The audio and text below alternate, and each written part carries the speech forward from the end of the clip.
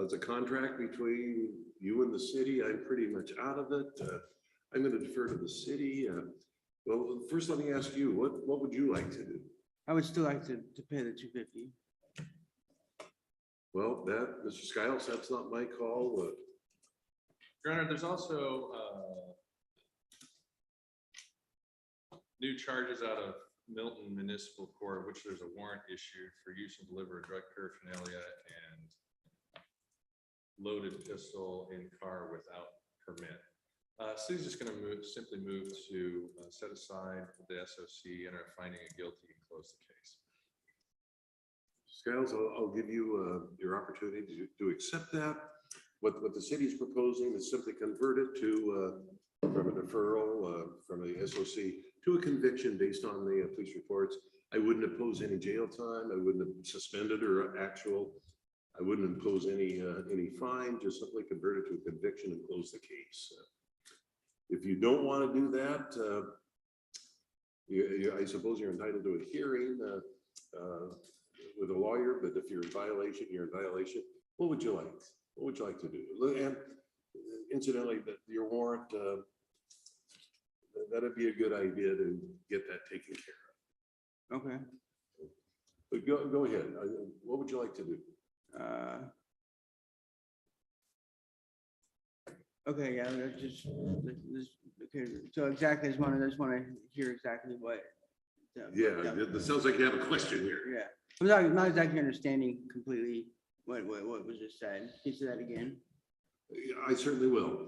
The way under the agreement, if you were in full compliance, no violations, paid the fine, the charge is going to be dismissed. The city's alleging that you violated the agreement by not paying the $250 and by getting another violation. Now, if I set aside the SOC, what I would do is simply enter a finding of guilt as to the charge of theft in the third degree and close the case. I wouldn't impose any suspended jail time or impose any probationary period or. As far as I know, there weren't any new charges though, because that was way before this even happened. Come again? Was he saying there was new charges from before, or that's what I'm not understanding, because there's no new charges. Here you just have a theft third charge. Okay, yeah. He thought he brought up Milton. What now? He brought up Milton. Oh, that was just to caution you about the warrant. Oh. That has nothing to do with us. Okay. Some officers, I doubt they'd even confirm if I called an officer in and said, "Hey, call Milton." I don't think they would. That has nothing to do with us. Okay. Yeah, then yes. If you want to enter a finding of, want me to enter a finding of guilty and close the case, I can do that. If you want a hearing as to whether or not you violated. No. I'll just close the case. I will enter a finding that will go on your record as a conviction for a theft third. And again, I'm not imposing any conditions or fines or a jail time. But I am going to ask that, or advise you to, good idea to get that built. It's been my experience over the years with clients, defendants, with everybody, that if there's a warrant out and you get picked up on it, it always happens at the worst possible time. I got you. But hey, I'll enter a finding of guilt. It'll go on your record as a conviction, and that the case is closed. You won't hear from us further unless there's some unfortunate new offense. Okay. Hey, take it easy. If I'm going to wish you the best of luck, and again, I give Milton a call and find out what you need to do anyway. Every court has different procedures for quashing warrants, but good idea to get that off your case. Okay. Skiles, good luck to you. You take care of yourself and have a good day. Thank you.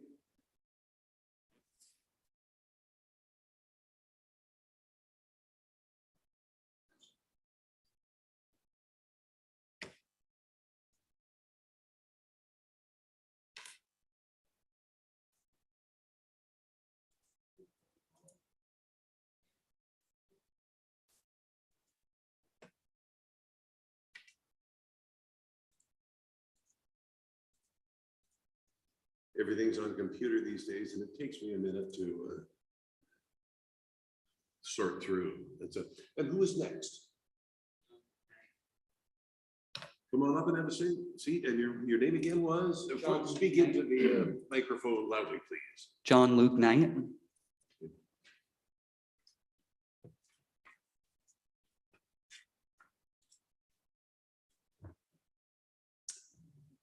Mr. Knight, you have the same thing applicable to your situation.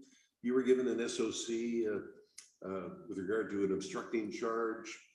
We're at the end of the period of continuance, and the problem is the 250 costs that were agreed to pay haven't been paid.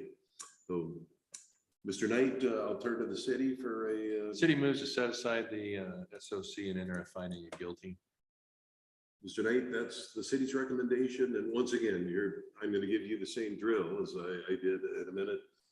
The city's moving to just simply convert it to a conviction and close the case without suspended jail time or an additional fine or a new fine or anything. What would you like to do? I leave mean, it up to you. I served 4 days in Nisqually jail, so I think that, should be time served towards the fine. Hey, we'll call it good then. Okay. Dismiss, we'll enter a finding of guilty and then simply close the case. You won't hear it from us further. Mr. Knight, I hope life is going well for you. I trust it is. I want to thank you for appearing. You working these days or? Not yet. All right, well, good luck with that. Good luck with that. There shouldn't be any trouble finding a job. I see help wanted signs everywhere I go, but I'm going to wish you the best of luck with that. Thank Any you. questions at all? No, Mr. Knight, take care of yourself and you have a good day. thank you. Thank you.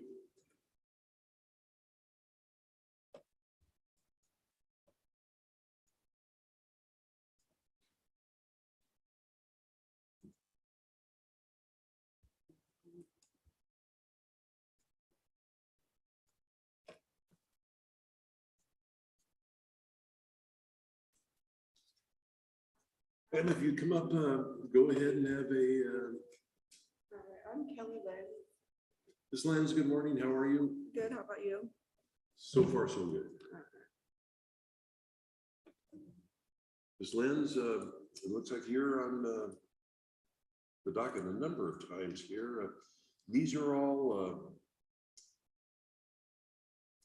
compliance with a diversion with regard to a number. And it looks like the issues are is IOP and new violations and no payments at all. Yeah, I have money and I can pay today. Pardon? I have money I can put towards a payment today. If The it's, city may want to know how much. I can pay a full 250, but that's just like it's not really nothing, but it'd be a payment towards it. What is currently? Well, there's the money issue, but then there's the intensive outpatient patient treatment, no payments, and then I'm looking here at new violations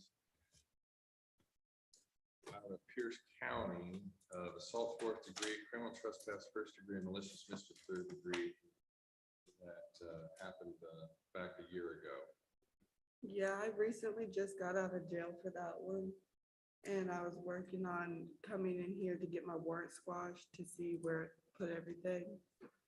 Do you have another, it doesn't look like anything has happened with regard to the Pierce County. Do you have a new court date? Yeah, it is on, it's been pushed out till October 20 or October 16th, I believe. And that's still probably a pretrial. Yeah, it's a pretrial. They keep continuing it. I'm not for sure why. They haven't got no other compliance on the other side. COVID has really gummed Yeah. up an awful lot of stuff. Well, Where are we at on intensive outpatient? I had an outpatient appointment, but I did not make it because my lawyer said that I didn't have to go. It was through Pierce County, but I could call and get that redone and go back through it if that's what's needed. Then I'll let you do the soliloquy on the path of intoxicants, but I'm seeing possession and consumption of alcohol. I'm talking of inhaling toxic fumes. Another MIP. Spence, you've got quite a history here. I see you have are you enrolled in Cowlitz? Yeah, You're an enrolled member. So you have, and I'm familiar with. Yeah. with, I have the funds to be able to pay. I just now got back on my feet at home to be able to get access to my funds, my room, and normal functions. I do know tribally, they Yeah. have bid dates on, I've been signed working up for, towards it. paid for, and all they're begging to give Yeah, tribal members all right. treatment and get them off any substances they should Yeah. not be. So Julia, this is kind of a difficult one, but Where are we at as far as statute of limitations? Did it have a warrant status or? all right?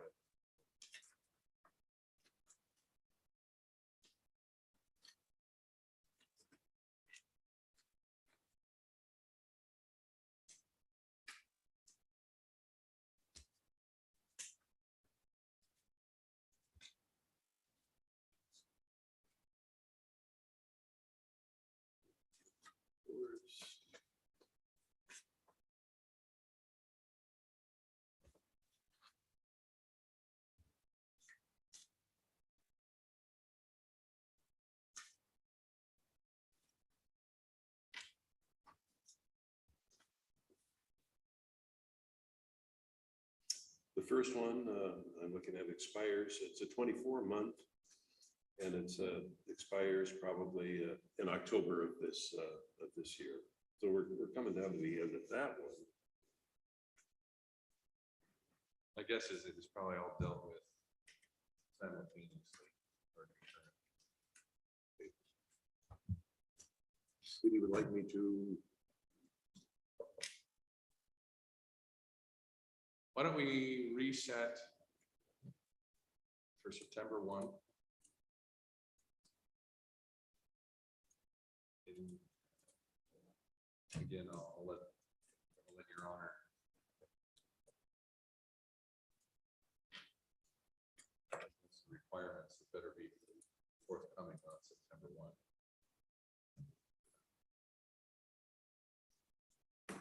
so we're going to give you something that'll have the next court date. All right. on it. If we go there, the city asked me to set aside, find you in violation of the diversion. It would be, and the city could ask with, that's an awful lot of jail time if you added that up. And if the city Yeah. asked for any jail time, I might be inclined to suppose that I couldn't do that. I can't do that unless you were here represented by a lawyer. All You right. don't have a lawyer with you, but let's do this. At the city's request, we're going to set it to September 1. Now, All what right. I want you to do is bring with you what's going on in your Pierce County matter. And I All right. want you to bring something from Cowlitz treatment that All right. you're, where you are in treatment, current. I did start it, but I ended up leaving it. I did go for a month, but that I can restart it and throw that one out and kind of get a There- fresh start. I know, the tribes are very, very forgiving about that. And and that's the thing with substance abuse issues. It's not how many times you fall down, it's how many times you get back up. There's a lot of speed bumps on the road to Yeah. sobriety and recovery.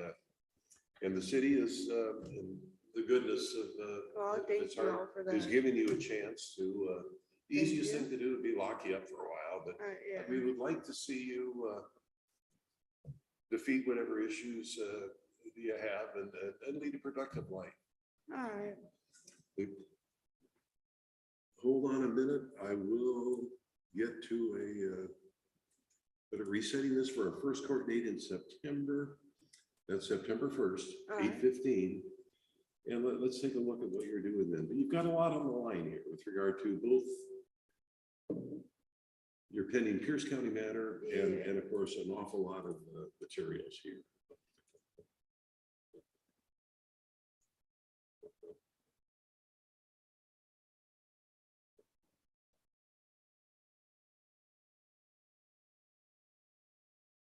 And before you leave, if you can make a payment at the Yeah. desk, That's no problem. and you can get a copy of this today's order at the desk as well. So go ahead, if you can make a payment and get a copy of today's order. It'll have the September one on it. Ms. Lenz, I'm going to wish you the best of luck. And if you're enrolled in the Cowlitz, you've got a leg up on anybody else that is dealing with substance issues. So All right, thank you much. I would check in with them as soon as you can and All right, stick with it. Don't give up. all Okay. right. I have Good to luck. call out somebody and I'll be back. Hey, out the window and then to your left. Ms. Lenz, thank you. Let's see, close.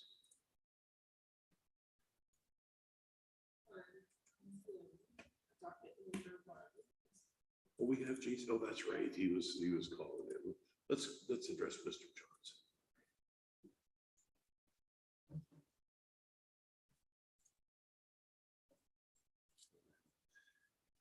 Mr. Johnson, good morning. You're now present on computer. You need to unmute yourself. Once you do that, we'll address your matter at this time. Yes, thank you, Your Honor. Good morning. Are you able to hear me just fine? Yes, sir. Look, your call for review, it looks like we need a negative UA proof. First, let me ask you how things are going. Things are going well. I'm doing pretty good throughout my treatment program. I just finished my my weeklies because of the relapse, and I am back to my once a month review. And looks like I should be wrapping up with my treatment program about January 10th. So things are going really well.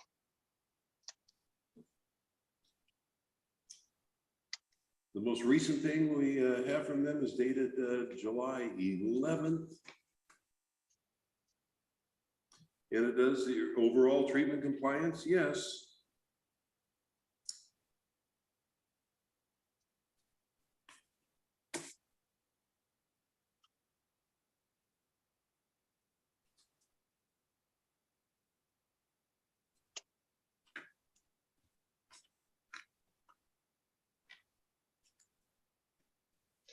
If I may, I'd like to also add that I have completed all my court payments as well. So all of my fines to the court should be paid off at this point.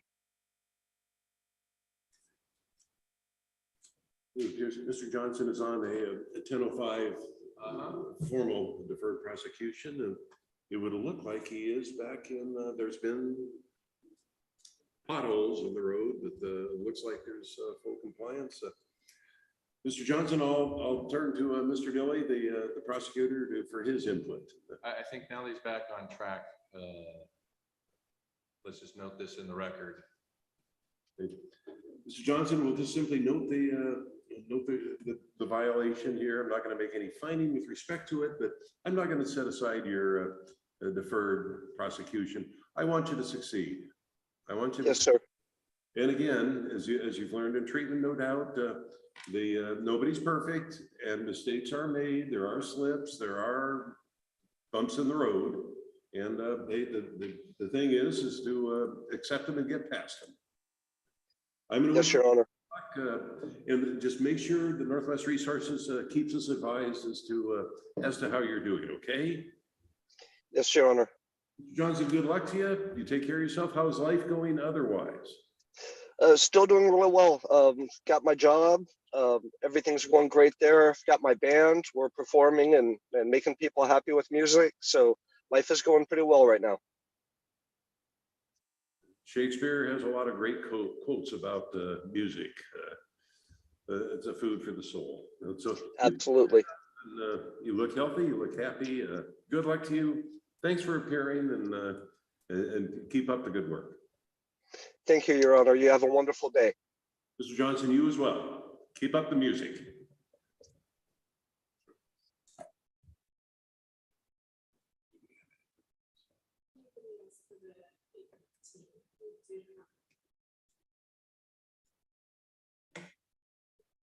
And then we look like we have somebody step in.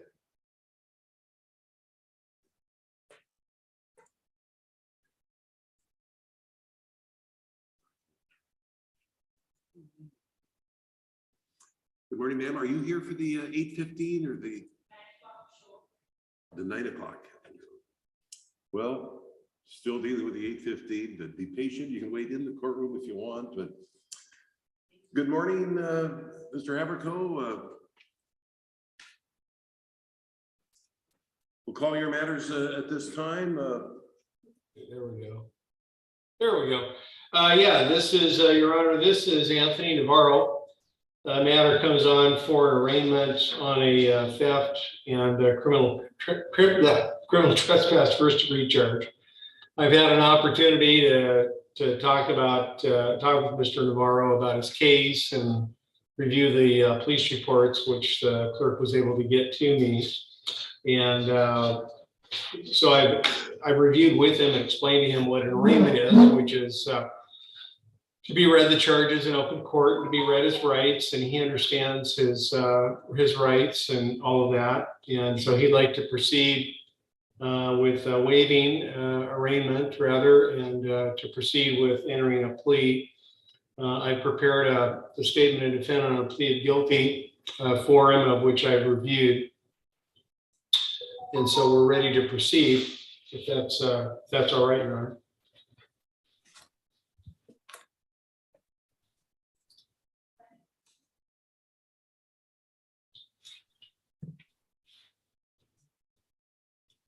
Again, these little windows show up, reload site, prevent this page.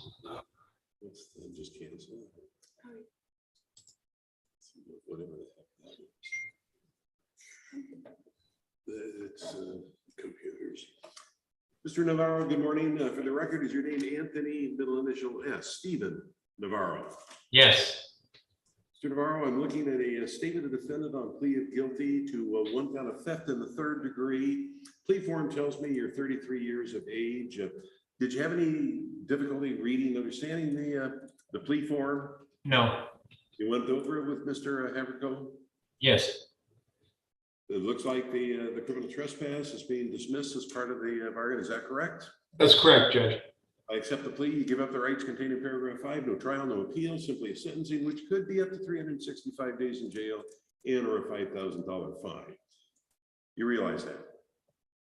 Yes. With that in mind, Mr. Navarro, as to one count of theft in the 3rd degree alleged to have occurred within the city of Yelm on December 3rd, 2021, how do you plead, guilty or not guilty? Guilty. Make that plea of your own free will. Yes. Anybody make any threats or promises to you to make you plead guilty? No, Your Honor. I find the plea to be freely, knowingly, and voluntarily made, and your statement in paragraph 11 does satisfy the factual elements of the offense. Mr. Haverco, the recommended sentence is It's just credit for time served, Judge. Balance is suspended for 12 months on the condition that you have no new criminal law violations. He hasn't worked for some time. He has a lot of outstanding warrants as well at this time.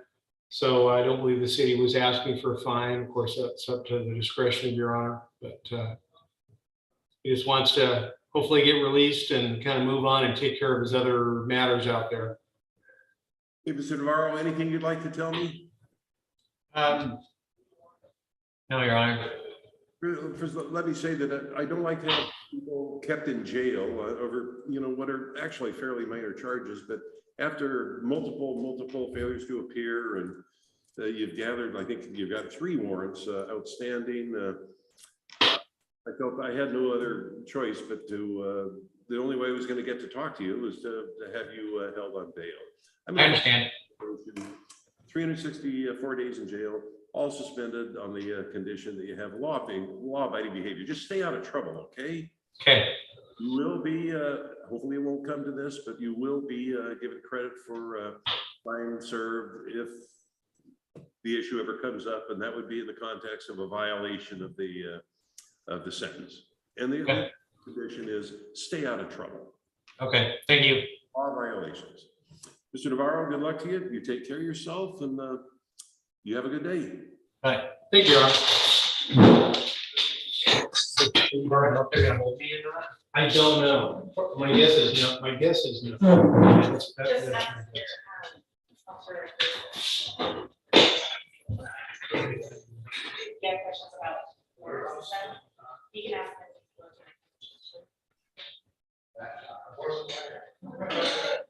I'm gonna have the other officer look for him so he can give them the answers. Okay, so So, who's next up? no one in here, we're going back to main building. Oh, am I following you now? Yeah, Okay. I didn't know a lawyer, I don't usually do court orders. What's that? I don't usually do court orders. Oh, I'm not okay. familiar with Yelm, Okay, so I thought it was like citizen where we just did it ourselves. gotcha. No,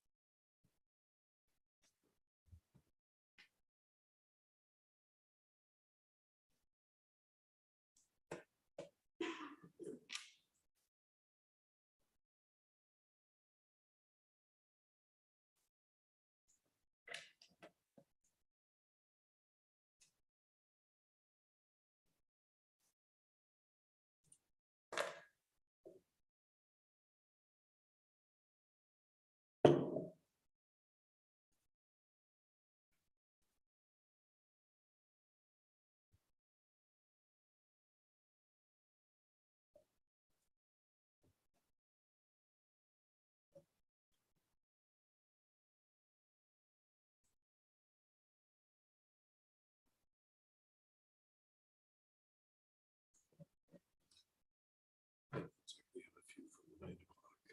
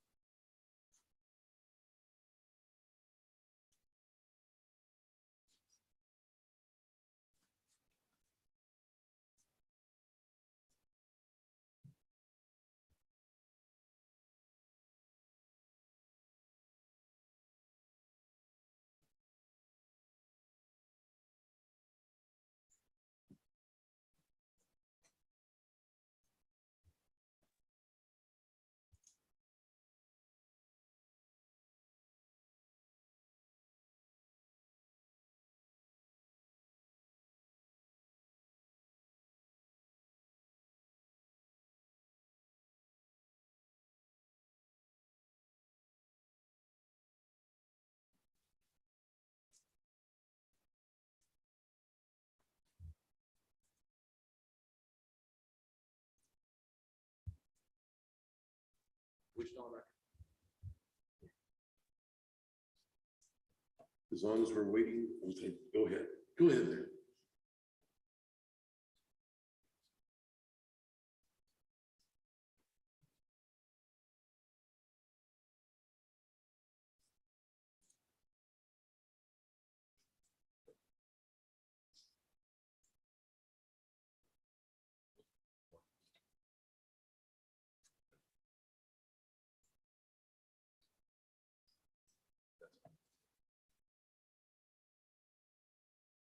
We're only having 1 day a month.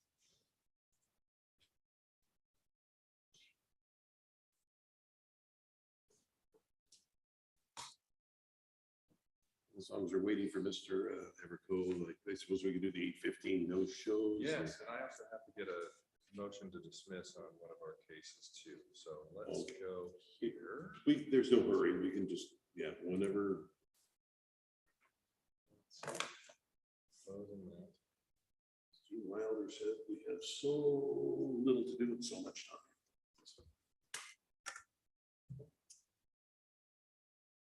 Really won't.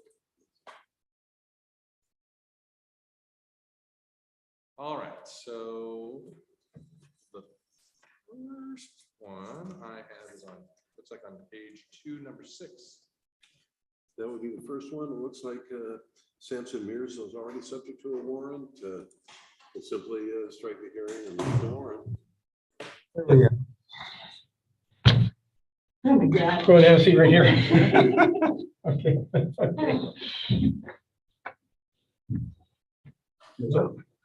Good morning, Your Honor. This is Mitchell Irons. Hi. Irons, good morning. Good morning. And I made it this time. I've had an opportunity to review both the pretrial case that's on before the court this morning, and also there's a new arraignment case that I would need to be appointed on as well. But we have a global resolution, and what we're intending on doing is waiving an arraignment of the new charge, and then as part of the overall global agreement, it's his intention on entering a plea on the 485 case, criminal trespass first degree case, and I've reviewed a statement of defense on a plea of guilty with Mr. Irons and explained to him what his rights are under the arraignment that he would choose to waive if the court would be willing to do that. And I've also reviewed with him the rights that he gives up by entering a plea and so on. We're ready to proceed, Judge. Mr. Irons, do you disagree with anything at all Mr. Haverco just said? I do appoint him to represent you on the arraignment charge as well. Sounds good? For the record, is your name Mitchell P. Irons? Yes. Mr. Irons, I'm looking at the statement of defendant on plea of guilty to 1 count of criminal trespass in the 2nd degree. That charge is a simple misdemeanor. The maximum penalty on conviction, 90 days in jail and or a $1,000 fine. I'd be free to impose that regardless of what's recommended. The plea form tells me your full name is Mitchell P. Irons and you're 31 years of age. Yes. Any problems reading, understanding the plea form? No. If I accept the plea, you give up the rights contained in paragraph 5, no trial, no appeal, simply a sentencing, which could be up to the maximum. You realize that? Yes. Regard to a 1 count of criminal trespass 2nd degree, amended down from 1st degree, alleged to have occurred within the city of Yelm on August 31st of 2020. How do you plead, guilty or not guilty? Guilty. Do you make that plea of your own free will? Guilty. Do you make that plea of your own free will? Yes. Anybody make any threats or promises to you to make you plead guilty? No. Recommended sentence is 90 days in jail, but all suspended on the condition you have law-abiding behavior. I look at your statement in paragraph 11 and find that that does satisfy the factual elements of the criminal trespass charge. Doing the recommendation, is there anything you'd like to tell me? I've been 7 months clean now. I went to Southtown rehab facility and I've been clean. I've been doing really well. I'm getting a job at Home Depot here. Like as soon as I get out of here, I have to go back and make another appointment for the hire on event. But I'm doing really well. Hey, Mr. Irons, first let me say that don't like to hold people in jail, but after not appearing like 6 times, I really felt I had no choice. Please, if you stay out of trouble, you won't have to come back to court. But if you should happen to get another citation, just show up. Yes, yes, Okay? okay. I will, 90 days in jail, all suspended on the condition you have law-abiding behavior. I'm not going to impose any fine given your financial situation. And if it ever comes up, you will be given credit for any time you have served in custody. Any questions at all? No, No questions. That concludes the matter. You will be released today unless some other jurisdiction confirms a warrant. It looks like you've got 3 warrants out of Olympia and Kent. It might be a good idea to contact those courts and find out what you have to do to quash those warrants. Okay? okay, Irons, good luck to you. Take thank care. you.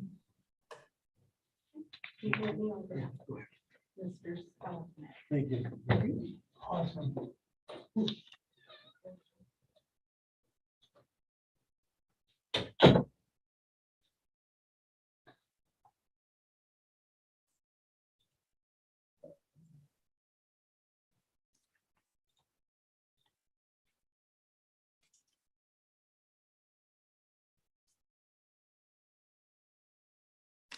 They're going to get Mr. Scott, Your Honor. Hey, good luck. Well, I did speak with him yesterday and he seemed to be in good spirits. I'm glad to hear that. Yeah.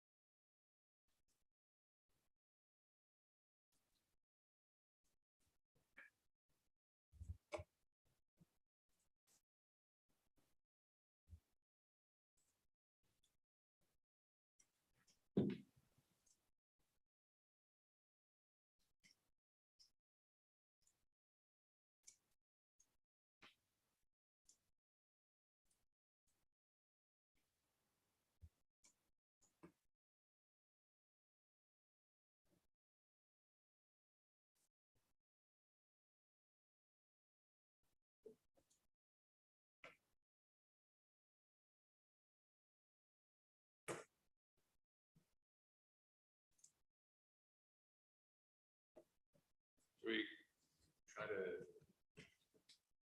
finish up our warrant for 8:15? Yes. We were up to Mallory, Nelson Sanchez. Docket indicates she has a DUI warrant out of Thurston County District Court. That's not the only warrant she has out. I have not heard good things. Okay, about $15,000 cash flow. So ordered. Next would be Sandra Ott, who's also on warrant status with Pierce County. Yeah, I'm gonna say the same, Your Honor, 15,000. So ordered. Catherine Seidel. Thurston County warrant. How about $1,500 each? So ordered.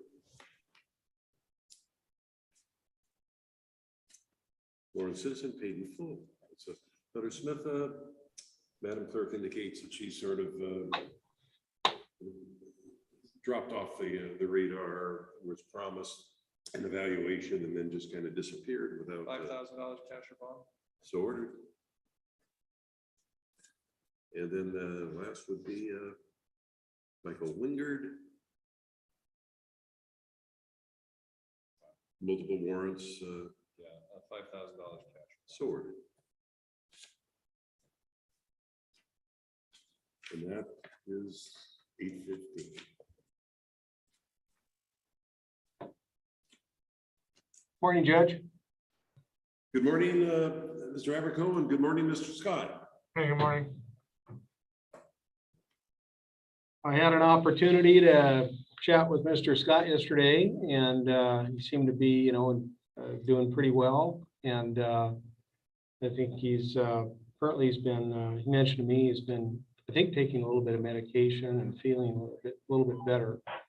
So I think he's ready to take care of that case today. Matter comes on for an arraignment on a disorderly conduct charge, and we talked about what an arraignment is, which is to be, read the charge and the maximums and your rights, and I believe he understands all of those. And with those in mind, he'd like to go ahead and enter actually a plea to the charge in anticipation of hopefully Your Honor agreeing to time served. I believe the city at this point would be recommending time served, and hopefully then he would be released today. So that's his hope. That's correct, Your Honor. It's agreed. Mr. Harvey, good morning. For the record, is your full name Paul Harvey Scott? Yes, Mr. Scott, I'm looking at a statement of defendant on plea of guilty to one count of disorderly conduct. Tells me 37 years, you're 37 years of age. Were you able to go over the plea form and understand it with Mr. Aberco? yes, If I accept the plea, you give up the rights contained in paragraph 5, and I could sentence you to up to 90 days in jail, that being the maximum penalty for a simple misdemeanor, and impose a $1,000 fine. You realize that? yeah, Regarding one count of disorderly conduct alleged to have occurred within the city of Yelm on July 5th, 2022, how do you plead, guilty or not guilty? guilty, You make that plea of your own free will. yes, Threats or promises to you to make you plead guilty. what? Sorry, Did you get any threats or promises? no, Forcing you to no. plead guilty?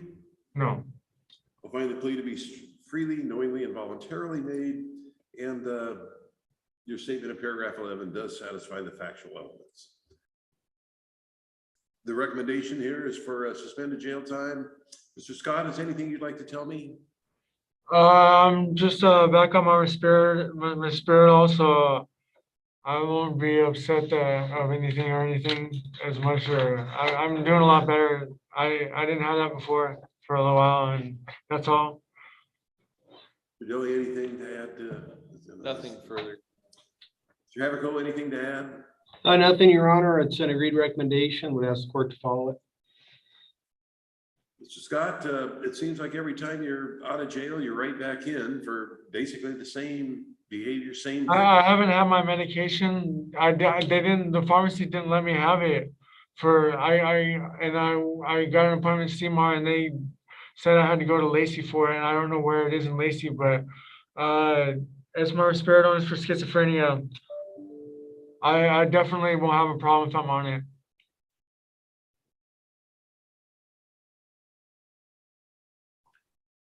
Mr. Scott, I'm going to follow the recommendation. Send you to 90 days in jail. I'm going to give you credit for 30 days served based on the amount of time you spent in there. Suspend 60 days on the condition. You just simply stay out of trouble. That's all. Okay. Okay. Stay out of trouble. And I'm not going to order you to take your medications, but I'm just strongly going to advise you to do that if that's what keeps you out of trouble and out of jail. Okay. All right. Sure. And you'll be released unless there's some other hold on you that I don't know about. And I'm hoping that I don't hear your name within the next 72 hours that you've reoffended. That's up to you. Hopefully, we've come to the end of the string. I certainly hope that. Okay. Thank you. I won't disappoint you. Hey, thank you, Mr. Scott. You take care of yourself. You too. Thank you, Your Honor.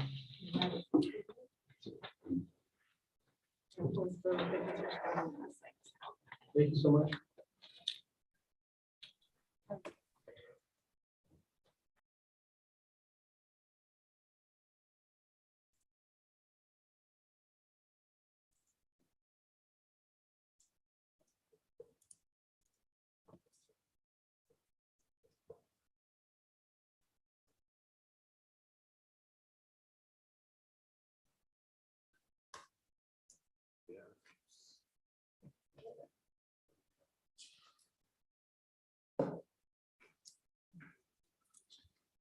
And today, I think we do have some 9 o'clocks waiting. Want to take it alphabetically or by height?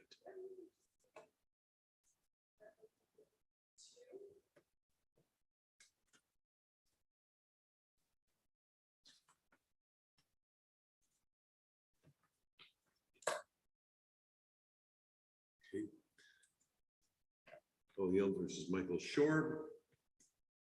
Mr. Shorb, good morning. You're muted. If you'd unmute yourself, we'll address your matter at this time. Good morning. Good morning.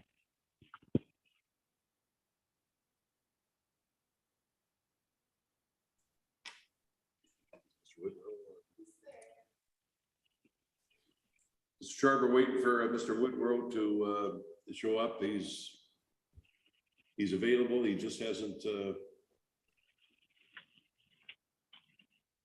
checked with us quite yet, but I expect him shortly. Okay, thank you. Stand by. He's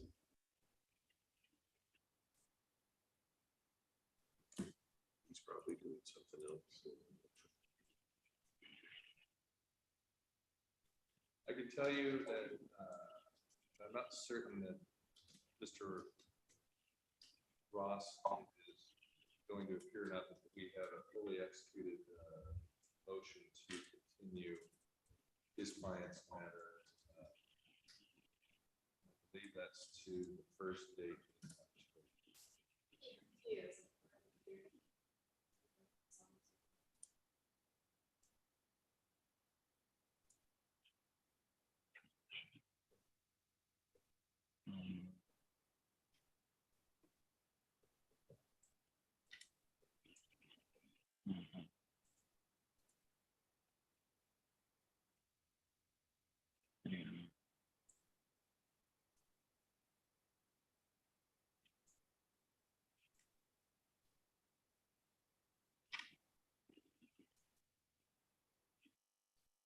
Just present.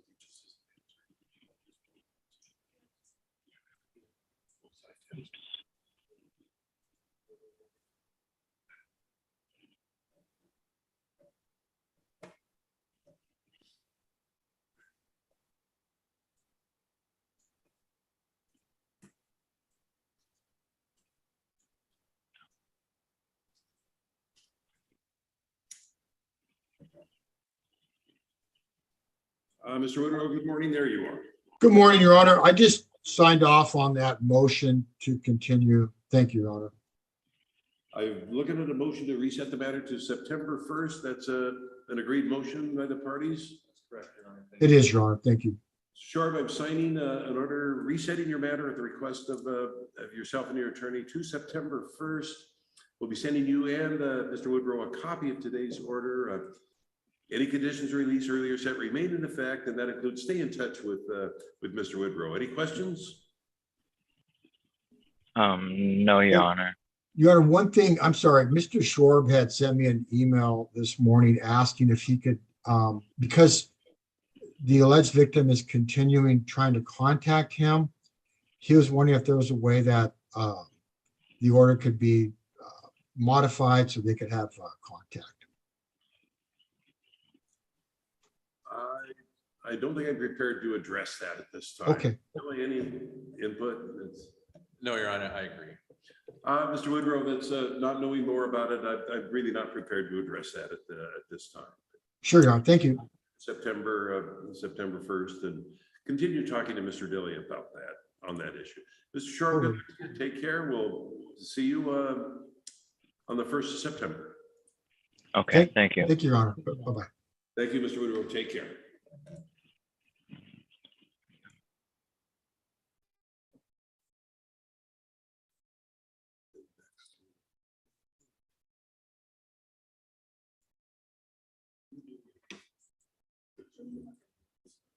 Mr. Ross, good morning.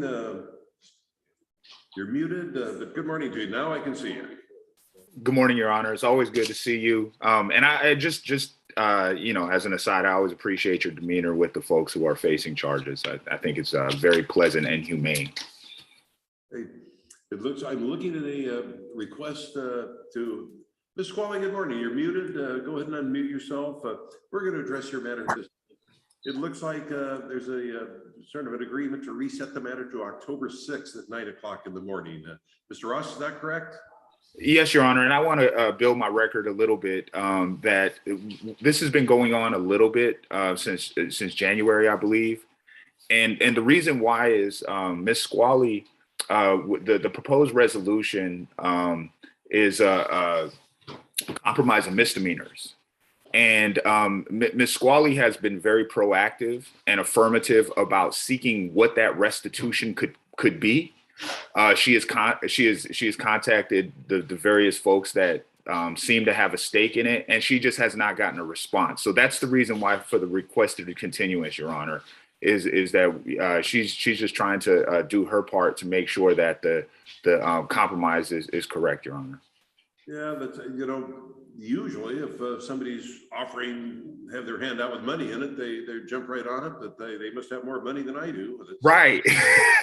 Yeah. She you know, also there's been no bills that have arrived. I represent that there's been no bills that have come in the mail that said you're being sued by X, Y, and Z that would make the process very simple. So she's looking for that, and that's the reason for the continued continuances, Your Honor. Good luck with that, Ms. Squally. We're going to be resetting the matter to October. We'll be sending you and your attorney a copy of today's order. Good luck to you. Stay in touch with your attorney, and we'll talk to you in October. Thank you, Your Honor. Thank you, Mr. Dilley. Ross, thank you. Take care of yourself. Ms. Squally, thank you.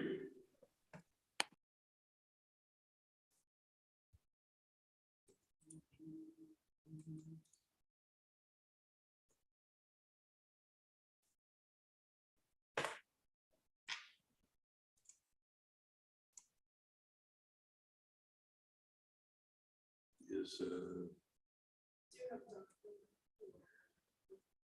Mr. Okay, yeah, let's call that.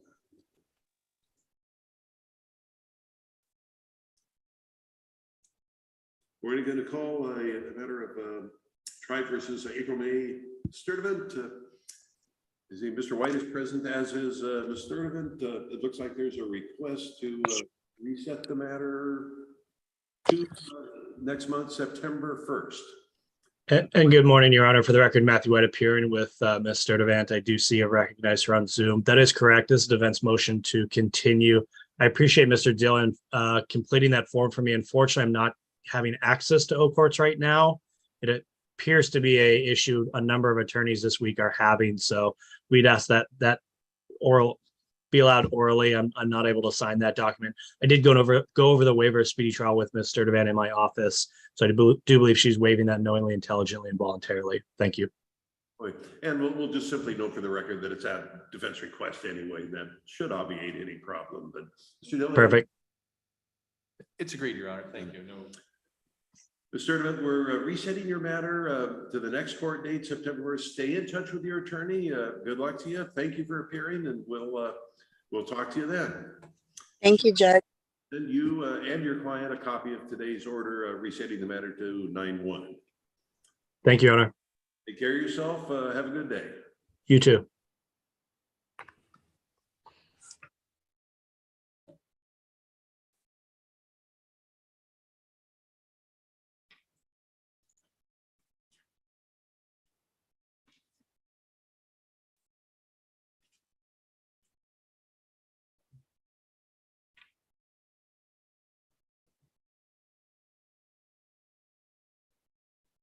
That leaves us with docket number 1, Kevin Reeves. And that's been reset. And that's been reset. Okay.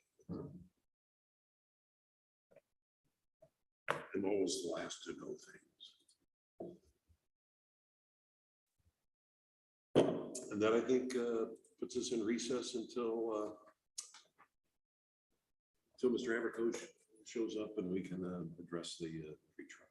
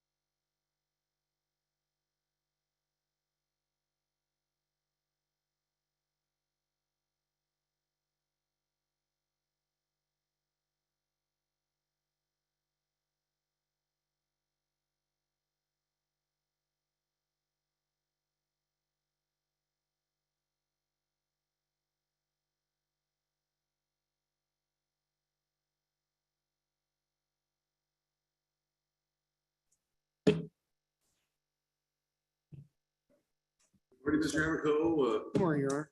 Would defer to you for the order in which the cases are called. We could call Mr. Erickson. Mr. Erickson, come on up and have a seat if you would. And you on the 10 o'clock. Good morning.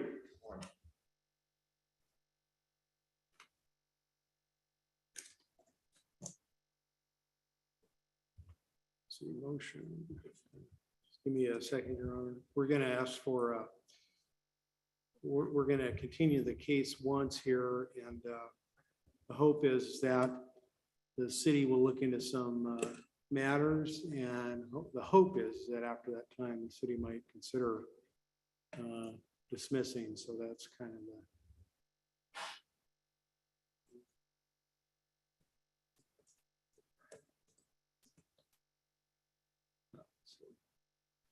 How far out would you like to go? How much time does the city think maybe the city might need, or? 9/1 would be the next available date. Why don't we do 9/1? Just, okay.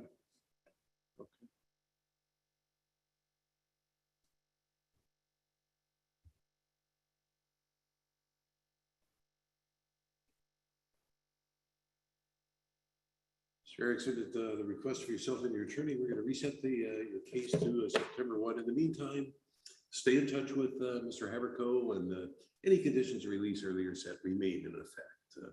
Any questions at all?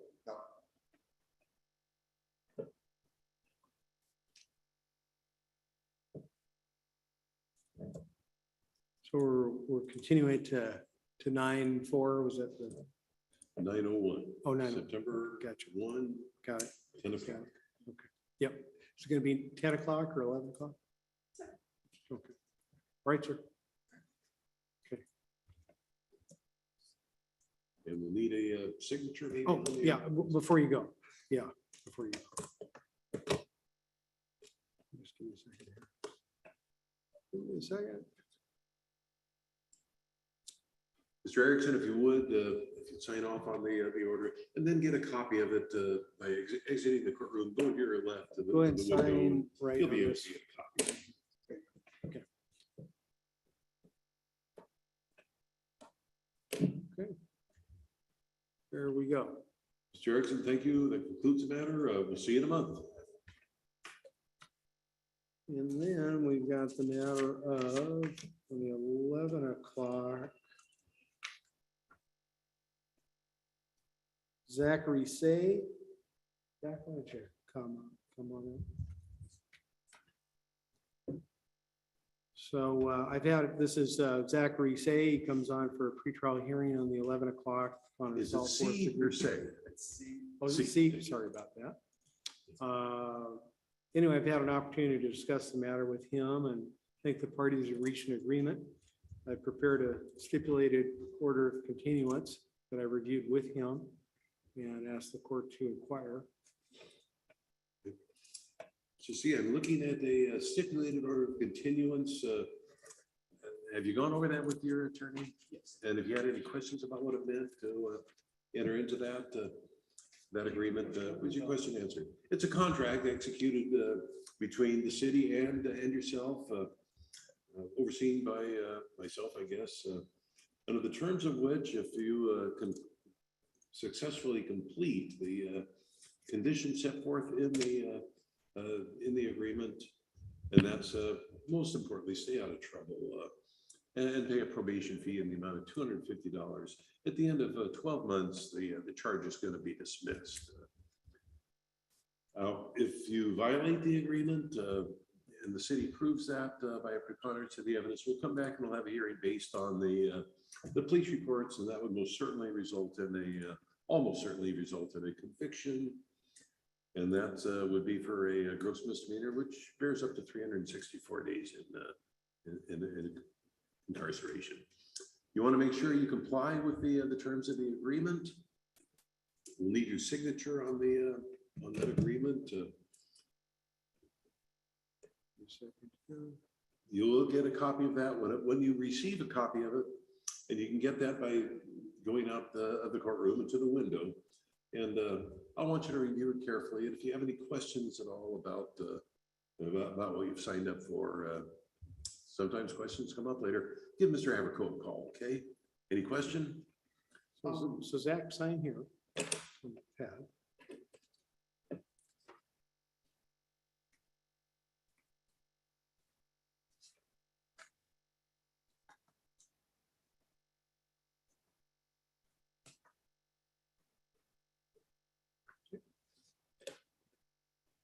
Okay.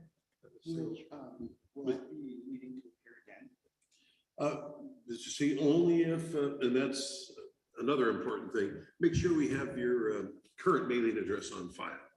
If you successfully complete the agreement, we simply review the file and then dismiss the charge. For the case, you would have to come back if there's any allegation that you violated the agreement or there's a problem of some kind.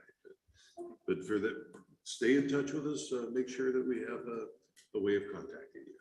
Mr. C, good luck to you. You've got an agreement that will erase a year down the road a pretty serious offense from your record. So it's important that you abide by the agreement. That concludes the hearing. I'm signing off on the same. And again, you can get a copy of this by going to the window. Thank you. Just say good luck. Thank you for your appearing. Thank you for your patience. You take care. Donnie, did Mr. Black ever call in? Oh, he's online? Oh, okay. Oh, good. Yeah, free. Mr. C, good luck. Let's call Mr. Black if you can.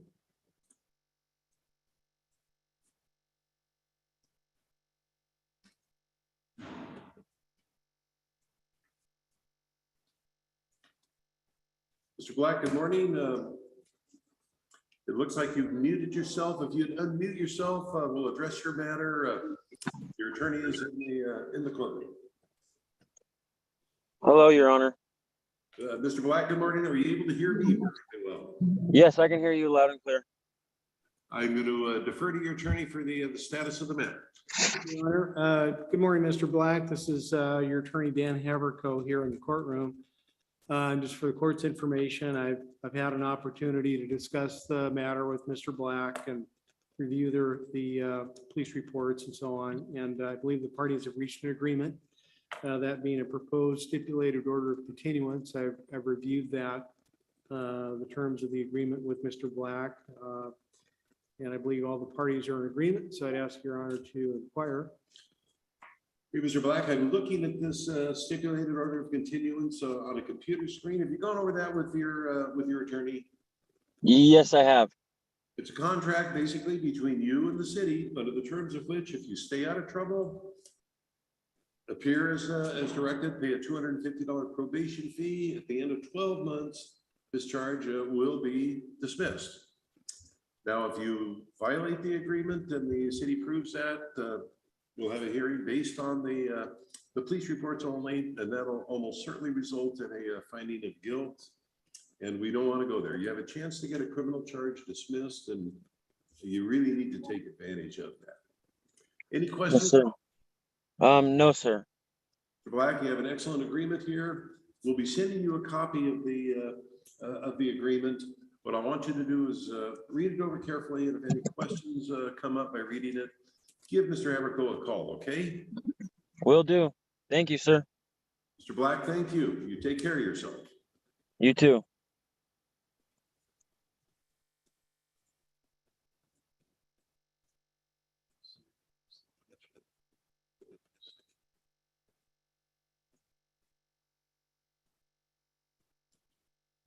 Is there anybody else?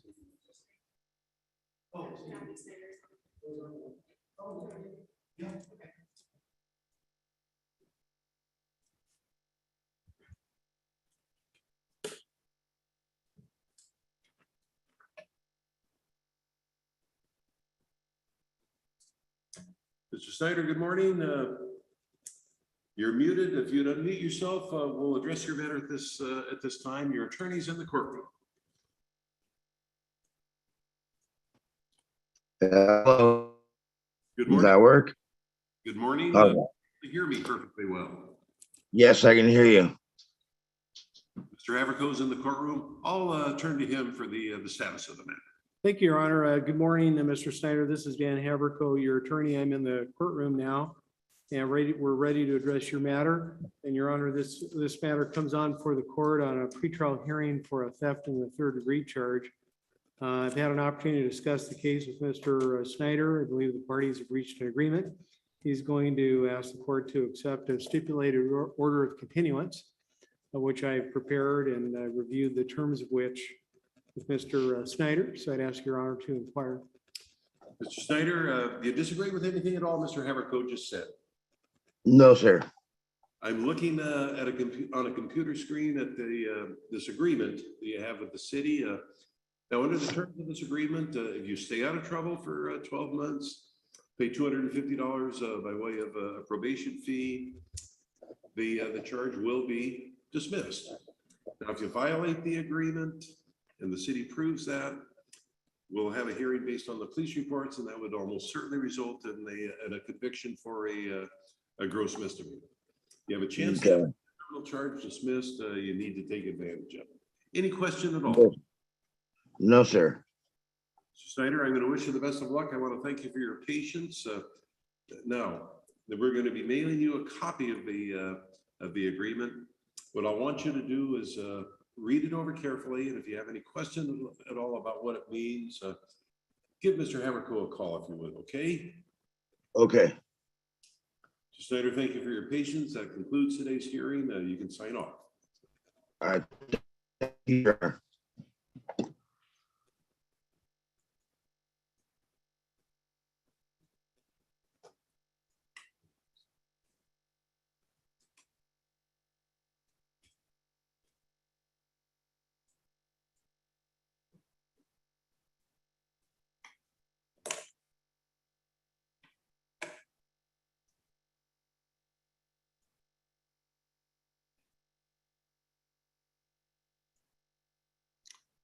Hello, this is Dan Haverco, one of the two defense attorneys with the city of Yelm. I was trying to reach Anita Gutierrez Rivera.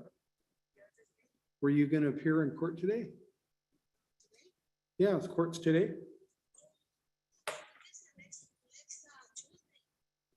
No, it's only on Thursdays, and they only have court here on Thursdays. So today's the court date. Can you come in, or can you call in? Can you call in by way of Zoom?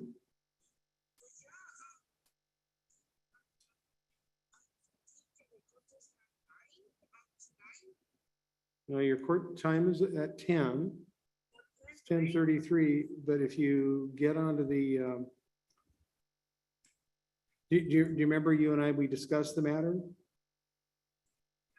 Okay, okay, just hang on a second. I'm gonna talk to you with the interpreter who's here, and then we'll bring that up before.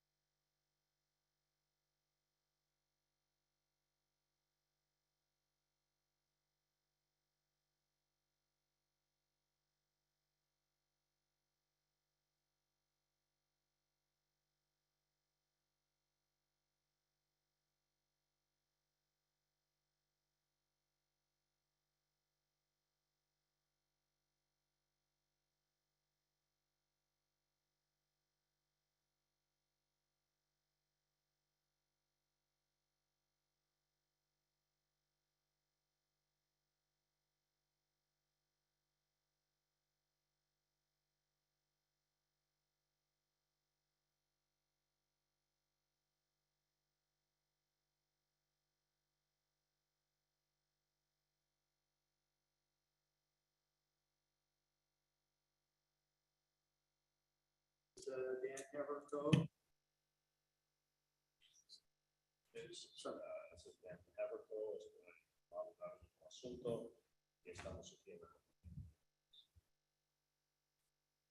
And this is the matter of Ms. Gutierrez Rivera. Matter comes before the court this morning on a pretrial hearing for criminal trespass in the first degree. Este es el asunto de la señora Gutierrez Rivera. Está aquí en la corte el asunto de asesinato, trespass, first degree. Now,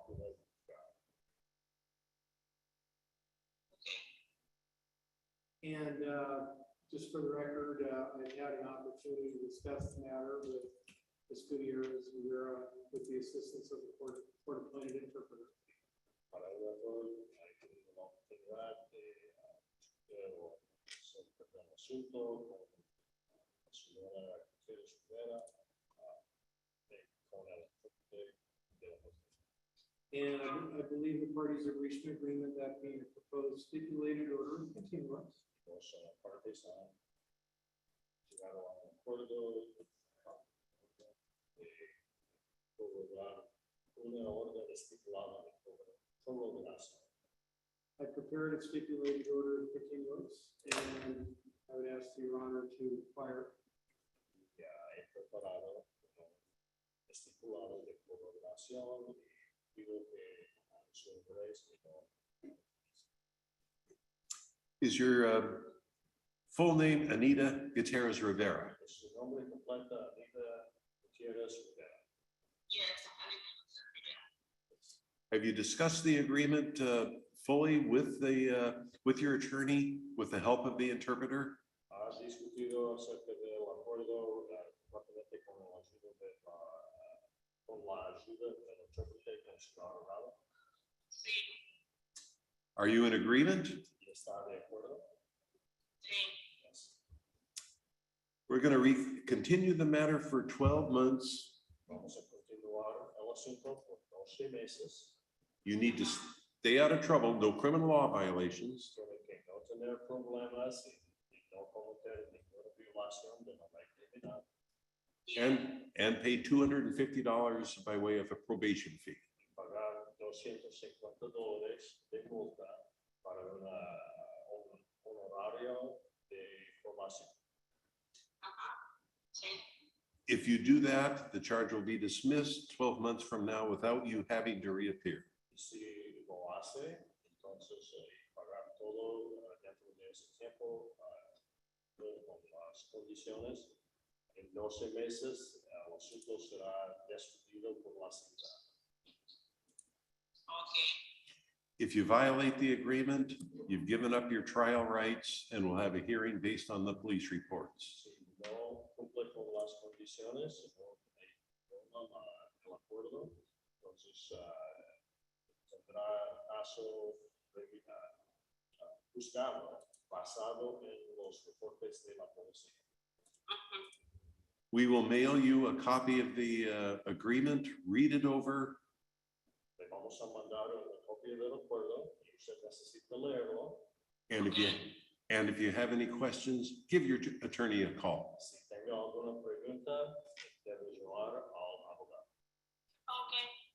Thank you for appearing. You have a good day. Y que tenga buen día. Gracias igualmente. Thank you and the same to you. Thank you. Gracias.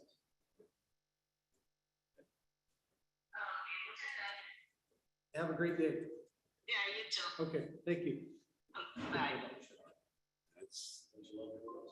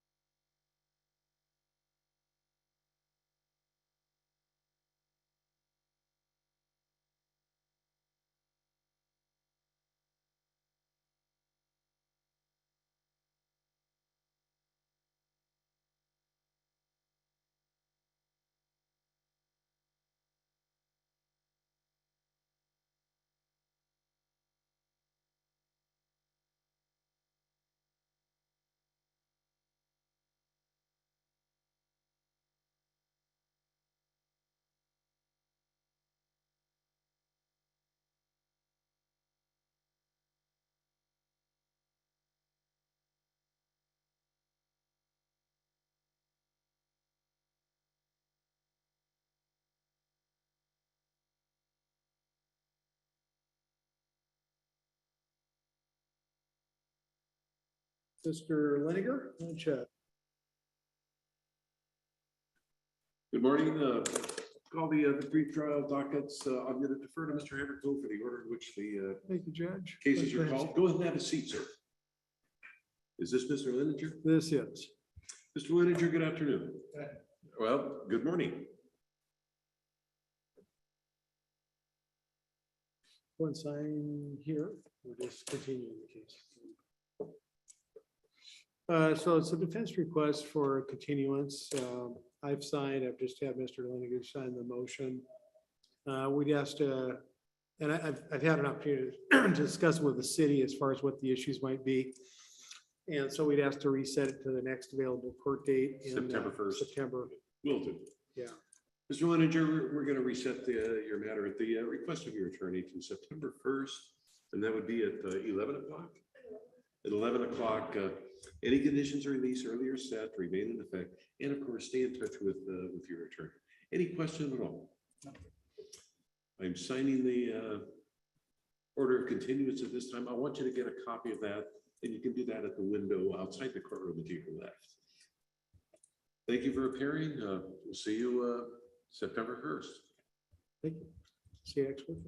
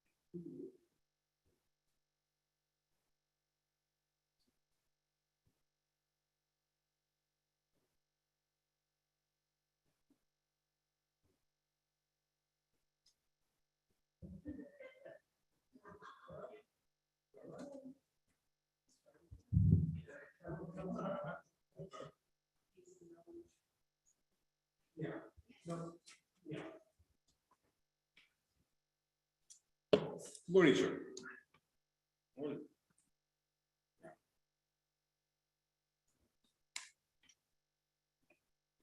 So Ryan, you need to sign here. And this is? This is Ryan Hahn. Parties have reached an agreement. He's now signed a proposed stipulated order of continuance. I'm going to sign it right now. And so the agreement is to continue the matter for 24 months on the condition that he not commit new criminal law violations. Pay a $250 court probation fee, 2 years to pay it. And at the end of which time, if he abides by the agreement, then the city, as part of their part of the agreement, will move to dismiss the case. Mr. Hahn, do you disagree with anything your attorney just said? I do not. And for the record, your name is Ryan Matthew Hahn. Mr. Hahn, I'm looking at this stipulated order of continuance on the computer screen here.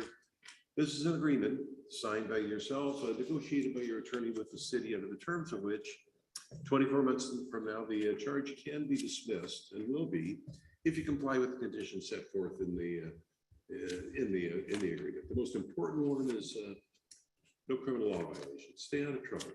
Also appear for court at any time directed and pay a probation fee in the amount of $250. Now, in return for the agreement, you've given up your rights to go to trial, have witnesses, appeal if you lose. If there's a violation of the agreement and the city proves that, having given up those rights, we'll simply have a hearing based on the police reports, and that would result you to substantial jail time. Don't want to go there. you have a chance to get the charges dismissed, you need to take advantage of that. Any questions at all? No. Mr. On, I'm going to wish you the best of luck. I am now signing off on the agreement. And what I want you to do is get a copy of that agreement at the counter outside the courtroom to your left.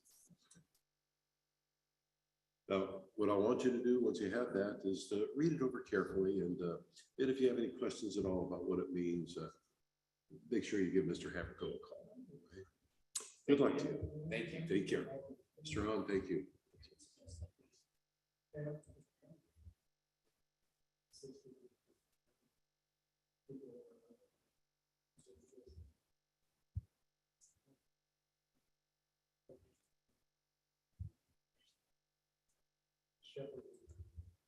Figuring out the process. All right.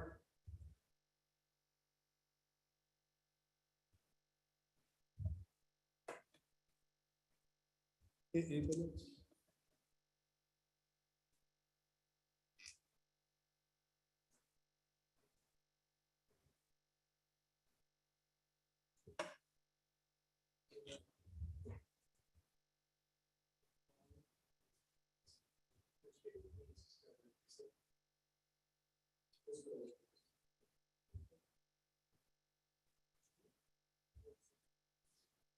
Let's still on record.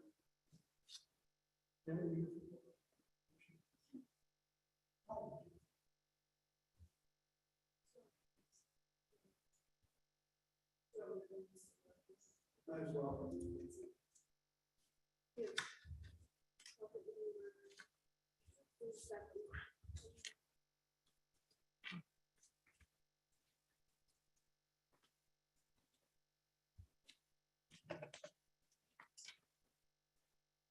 Well, the matter of Yelm versus Titus Williams.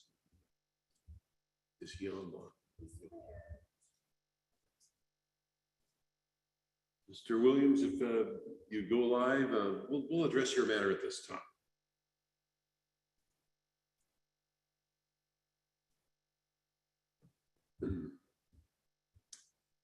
Mr. Williams, thank you.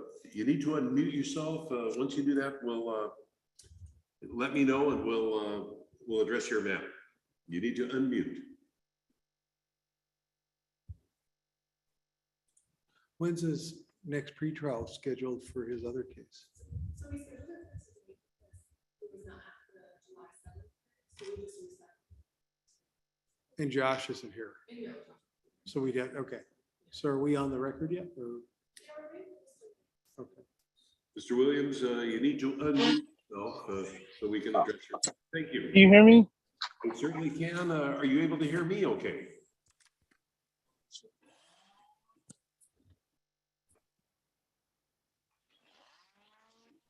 Mr. Williams? Can you hear me? I can. Are you able to hear me? Yes, I'm able to hear you. Mr. Haverco's in the courtroom. We'll address your matter at this time. Mr. Haverco? Thank you, Your Honor. So, Mr. Williams, this is Dan Haverco. I'm still your attorney on your older case that's on today for what's called a compliance, essentially a compliance hearing. And what the issue is, you were on a stipulated order of continuance on this old case that's on today. And there's an issue with that case now, in light of the fact there's a newer that you committed. And on the new case, you're appointed to Josh Sneva, the other defender. So what we need to do on this case that I have you on is we need to reset it until after such time that you and Mr. Sneva resolve one way or the other your new law violation case. So I would just request that this matter be set either on the same day of when Mr. Sneva is back in the office and Mr. Williams can be here, or the court day after. But we need to just reset it and coordinate it with when Mr. Williams and Mr. Sneva can be here. So I don't know if I don't know if Mr. Sneva is available on September 1st. Yeah, so I just asked to reset it till then. Mr. Williams, you have two cases, one with one public defender and one with the other. What we're going to need to do is reset your matters to September 1st. Mr. Sneva is not here today. He's out of town, but he will be back for the next court date, which will be September 1st. Any questions? Okay. No. We will send you a copy of today's order, resetting the matter. You need to stay in touch with both Mr. Haverco and Mr. Sneva. Okay? Okay. Is there a warrant out? So there's two warrants out. In view of your appearance today, we'll quash both warrants. However, if you don't appear on September 1st, the warrants will go back into it. Okay? Okay. All right. Thank you. Take care of yourself, law-abiding behavior, and we'll talk to you on September 1st.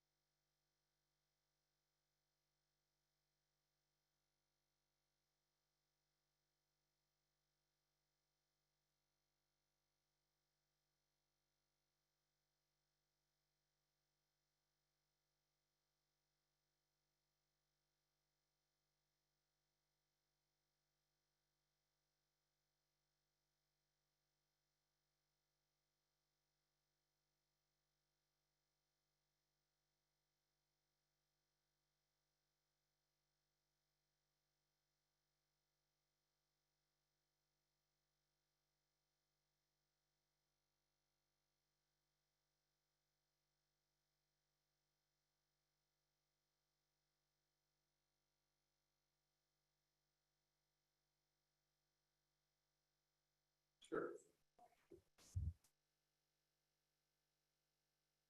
So Your Honor, uploaded to Oak Courts. A motion or order of dismissal for Samson Myers, Mr. Myers, M-I-R-E-S. He is dealt with some felony matters in Superior Court, of which he's going to be in prison for 5 years. As part of that resolution, it's my agreement that I would dismiss the city's charge for the service time. And that's with that. That's with prejudice. That's under the 815. We have ordered the charges. Disorderly conduct is dismissed with prejudice. He's looking at 5 years in the penitentiary. He has larger problems and we can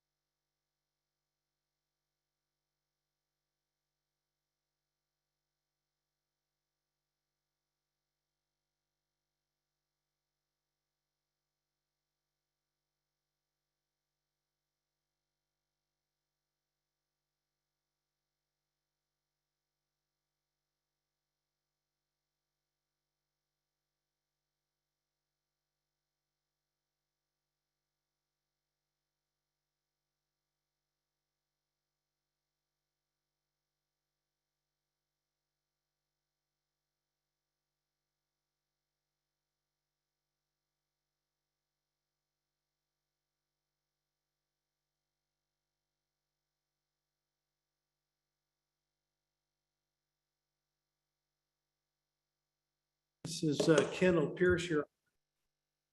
We're back on record. Good afternoon, ma'am. Your name is? So this is Kendall Pierce. She's on the 11 o'clock calendar. And matter comes before the court on a pretrial hearing on a theft charge. She has some other matters out there, but they're not convictions. And so based on that, the parties are proposing the court accept a stipulated order of continuance. I've signed, she signed, and would ask your honor to inquire. Ms. Pierce, for the record, your name is Kendall, middle initial E, Pierce. Ms. Pierce, I'm looking at a stipulated order of continuance. What that is in reality as a contract between yourself and the city negotiated by your attorney, under the terms of which, if you comply with the conditions set forth in the contract, the charge will, 12 months down the road, be dismissed. Conditions, of course, the most important one is law-abiding behavior. Stay out of trouble. Remain in contact with us regard to your address, and pay a $250 probation fee. You can pay that over time at the rate of $25 a month. Now, hopefully 12 months from now, we'll be able to simply dismiss the charge, finding you in full compliance. However, if you violate the agreement and the city proves that, in return for the agreement, you've given up your right to go to trial, have witnesses. We'll have a hearing based on the police reports alone, and that would most certainly result in a conviction and the possibility of jail. Any questions at all? Now, you can get a copy of this agreement by going to the window out of the courtroom to your left. I want you to do that, and then when you have time in the next day or so, read the instrument over carefully, and if you have any questions about it, give Mr. Havercoat a call. And I want to thank you, Ms. Pierce. You have an opportunity of getting this dismissed from your record, and not having a criminal conviction for this on your record is a fine thing. So I'm going to wish you the best of luck. That concludes the hearing, and hopefully we'll simply be able to review the file and dismiss the charge 12 months down the road. Good luck to you. Ms. Pierce, thank you. Thank you.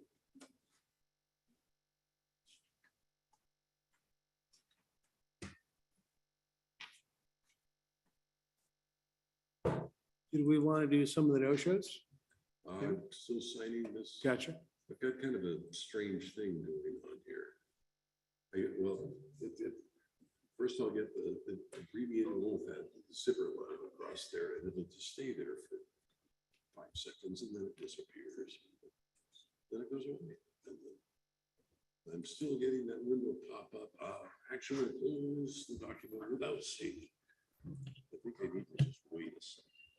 And then I do that for the thing to catch up with. Dan, you might have some. No, they're leaving. Looks like. I was going to say, I thought you might have somebody coming in, but they don't look familiar at all. No, they're heading towards the police department. Not ours.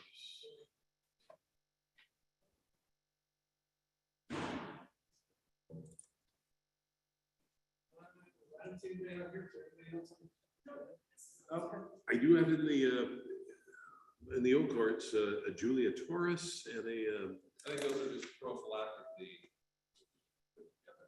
those depending documents. We have documents, we don't have defendants. oh, okay, and Titus Williams. That you can put, that you. Well, so on the 10 o'clock judge. So first of all, on Aronson, let me just make sure I'm giving the court the right information here. Pasha Maria Aaron. So just for the court's info,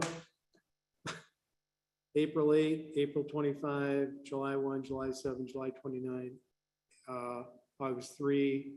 I've called every phone number I have for her, and I've never received a return call. Office check, $5,000.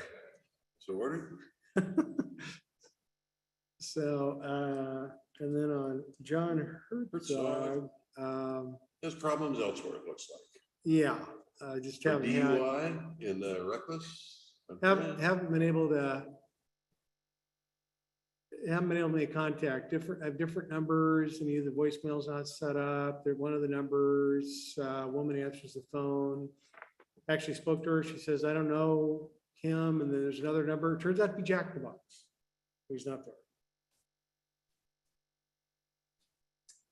About 6,000 each. And on a Julia Torres, Sorted. I am actually surprised she's not here.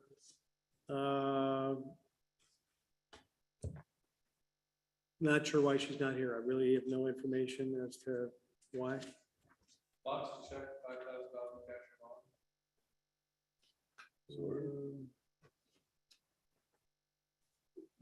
On Juanoski, on the 11 o'clock. Well, she's still scheduled at 1 o'clock. Well, that's as true. well. That's true. So I don't know whether the court wants to just kind of No. postpone ruling on this FTA and waiting till the afternoon. That's, when I spoke to her telephonically, I did tell her that her presence was necessary to, for both hearings. And if she would show up at 11 o'clock, we could address both Right, matters at exactly, that time. yeah. So I had no box to check, but I did verbally tell her her presence was necessary if the city has a motion. Yeah, $5,000 cash. So ordered. And, Kendall Pierce also has. and then on the only remaining one I have on the 11 o'clock is Anthony Wing for a pretrial, and then he had a couple of new How about Kendall? arraignments. And on page 8, number 4, Kendall Pierce. Did we do anything? Yeah, the lady before you was Kendall Pierce. Pardon? Kendall Pierce was the lady just before. Ah, that's right. Yeah, yeah. Shoot, I just didn't. Yeah, we did the mark her off. SOC on that. Yep. Sorry. Yep.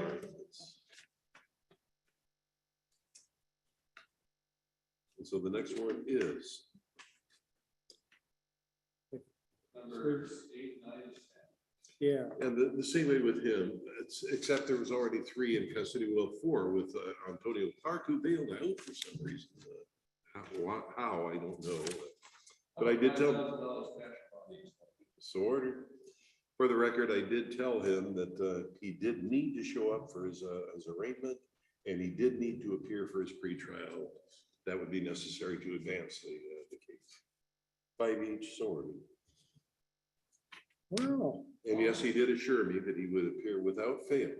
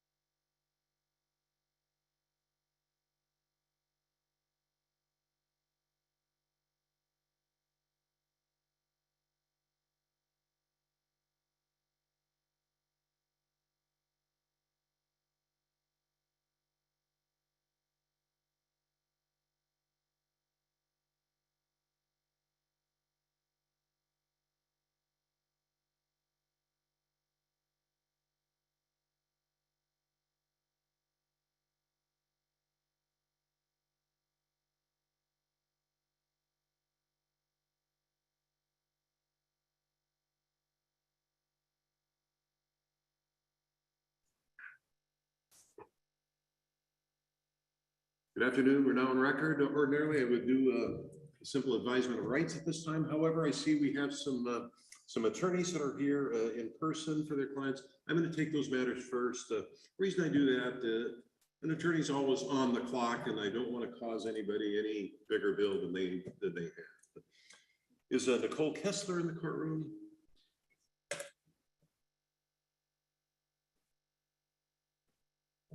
Take that matter now.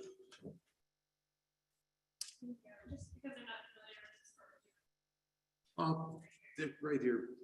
Mr. Haverko's our public defender, and he'll gladly see the. Good afternoon, ma'am. Is your full name Nicole A. Kessler? Citation I have alleged that on or about June 23rd, 2022, you committed the offense of harassment. It's a gross misdemeanor. The maximum penalty on conviction would be 364 days in jail and or a $5,000 fine. I'm going to defer to your attorney for the entry of a plea on your behalf. Is there a request for formal advisement of rights? No, Your Honor, there has not been. I have not received an official charging document on this, but I have received the police report. Will stipulate to probable cause for the purposes of today's hearing only. Enter a plea of not guilty, waive a formal reading, and ask the court for a pretrial date. Okay. Our first pretrial date would be September 1st. Is that, and that would be due private attorney matters at 9 a.m. Is that going to work for you? That does work for us. It's my understanding this court is still on Zoom for pretrials. Is that true? Either. Okay. Yeah, Okay. it's your choice, basically. Okay, great. Mr. Dilly, good afternoon. Any requests as far as any special? No, Your Honor, I think our standard conditions which should apply. Law-abiding behavior, any person that is not appreciative of your contact, please avoid contact. Stay in touch with your attorney. We're going to set a hearing for September 1st at 9 a.m. Be in contact with your attorney, and again, that's either in person or remotely. That's your choice, but that's you need to discuss with your counsel before the hearing. Any question at all?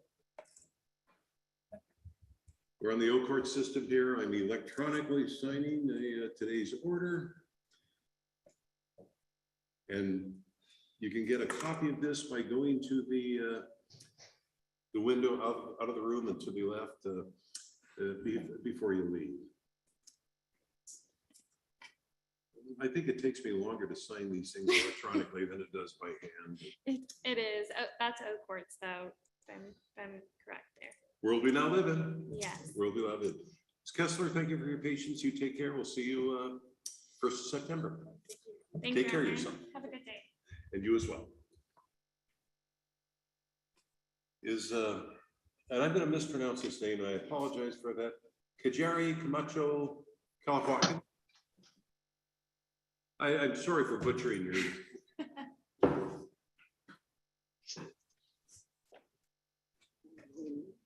Good afternoon. Could you tell me how to pronounce your name correctly? Kashiri. It's assuming that's your true and correct name. The citation I have alleges in honor about July 18th, you committed the offense of assault in the 4th degree domestic violence. That is a gross misdemeanor. The maximum penalty on conviction would be 364 days in jail and or a $5,000 fine. At this point, I'm going to turn to your counsel for the entry of a plea in this matter.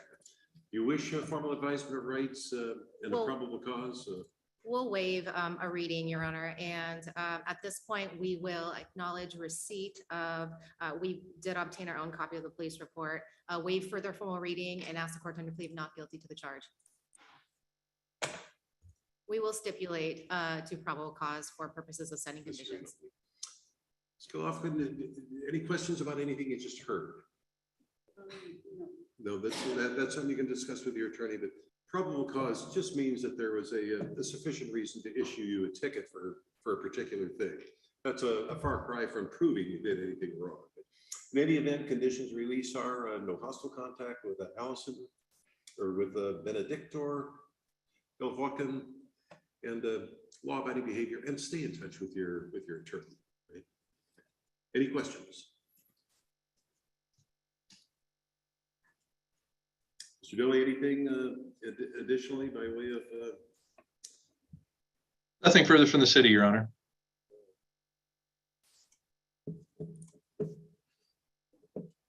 And Your Honor, I did hear that the next pretrial was likely to be September 1st. that would be our next available date. Is that going to work for you at 9 a.m.? It won't. What can I inquire as to the next available Yes, date? October 6th, 9 a.m. I think September 1st, I'll try to make that work. I know that my clients don't want one out that long, so we'll make September 1st work. We'll give that a try. If things don't work out, then sometimes with attorneys, emergencies come up, things get scheduled suddenly. Stay in touch with your attorney, and we're going to shoot for September 1st.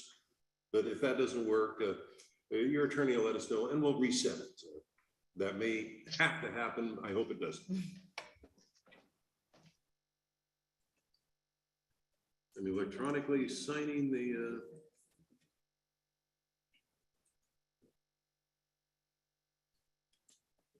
today's order. I've done that.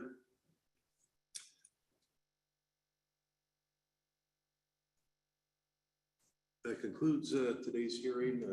Ma'am, if you would go to the window outside the courtroom to the left, you can get a copy of that, of today's order for both you and your attorney. So, any questions at all? No, thank you. And Ms. Ganem, I think you also have another. I do, Your Honor. We'll call the matter of Yelm versus Samantha Moran. Ms. Moran, if you step forward and have a seat, good afternoon. Is your full name Samantha, middle initial A, Moran? The citation I have alleges that on or about July 22nd, 2022, you committed the offense of assault in the 4th degree domestic violence. That again is a gross misdemeanor. The maximum penalty on conviction would be 364 days incarceration and or a $5,000 fine. Any questions about the charge? I'm going to defer to your attorney for the entry of a plea in this matter. Thank you, and I will wait for their formal reading. Ask court to plead not guilty to the charge, and for purposes of setting conditions, we will stipulate the probable cause. Okay. Ms. Moran, any question about anything your attorney just said? I suppose we should likewise set this for September 1st, Yes. 9 o'clock. Ms. Moran, just in case, we're going to shoot for September 1st. That may or may not work out. I hope it does. If it doesn't, be in touch with your attorney and we'll get the matter reset. Mr. Dilly, any requests for any special condition? No, Your Honor, I think our standard conditions should apply. And that would be no hostile contact with Daniel Moran at all. Any objection to? No.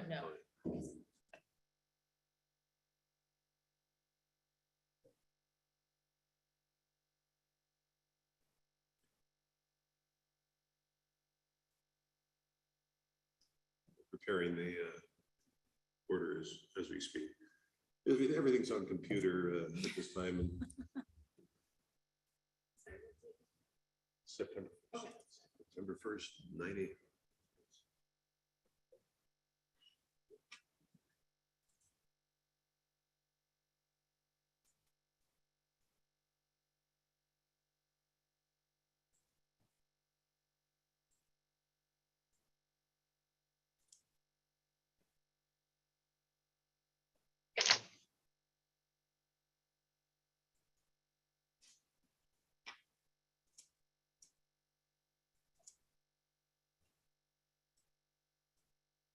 No electronically signed order on today's hearing. Ms. Moran, thank you for your appearance. Thank you for appearing. We'll talk to you on September 1st. Well, hope. So thank you very much. Thank Take you. care. And again, you can get a copy of today's order by going to the window of outside the courtroom to your left. Thank you. I'll now start at the beginning of the calendar. Before I call you up one at a time, I need to advise you that you do have a right to have an attorney represent you at all stages of any criminal proceeding, including today's hearing, the arraignment. If you're indigent, I'll appoint a public defender to represent you at public expense. And he will, Mr. Haverco, who's seated here at the council table, will enter a plea on your behalf today. Typically, a plea of not guilty is entered at the arraignment. What that does is preserve your rights pending a pretrial And that's the purpose of that is to discuss with with your attorney and he with the prosecutor as to whether the case could be resolved by agreement. If that can't happen, you do have a right to a public and speedy jury trial in the county where the offense was alleged to have been committed. Now, following today's hearing, what I want you to do, and I may have to remind a few people, as you leave, go out of the courtroom, turn to your left, go to the window, and you'll get a copy of today's order that will have your attorney's contact information on it, and it will have the time and date for your next court hearing. It's important that you are aware of that fully and don't miss that and take the chance of a warrant going out for your arrest. If you have any questions about what you're charged with or what your rights are, don't hesitate to ask either myself or Mr. Haverko your question. Is Angela Bendick here? Angela Bendick? Now, a number of people will not answer because they did not appear. After I speak to each of you, I'll have to go back through the files of the non-appearing individuals. And if there was probable cause for the issuance of the citation, a warrant will be issued for their arrest. And the thing about warrants is you get picked up and jailed on those when it's least convenient for you to do. Angela Bendick did not appear. How about Lisa Carey? Is Lisa Carey in the courtroom? How about John Cassabat? Next would be Gerald Christopher.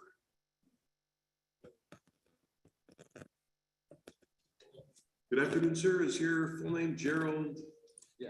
Middle initial F, Christopher. I don't write in my record and everything, so I'm looking for dismissal tonight. Well, we can't do that today. Well, all right.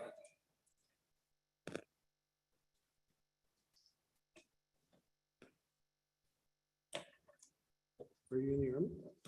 No, that's, they just got done writing my record, so I can't join. Oh,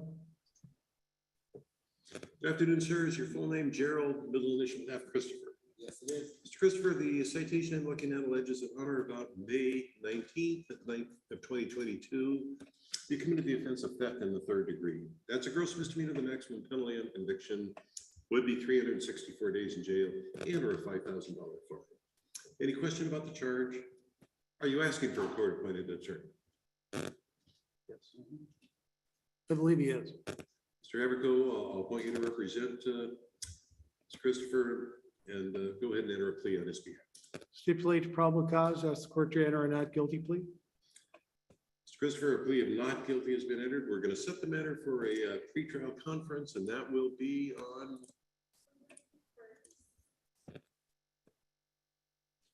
September 1st at 11 o'clock. Conditions of release are always the law-abiding behavior. Stay out of trouble. Stay in touch with Mr. Haverko, and if any of your contact information changes, you need to let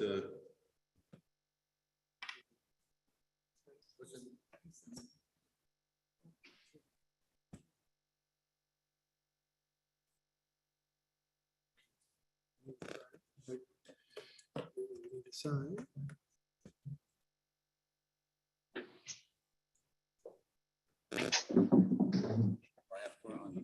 Yeah, you need to sign here.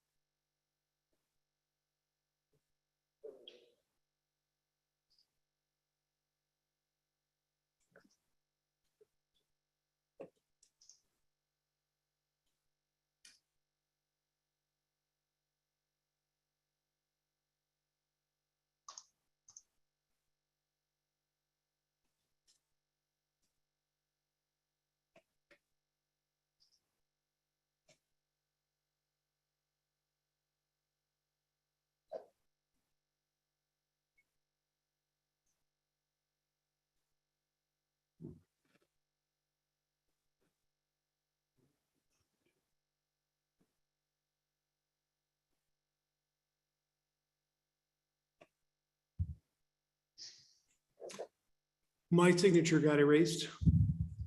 I'm not sure how that happened. Electronics. Yeah, so.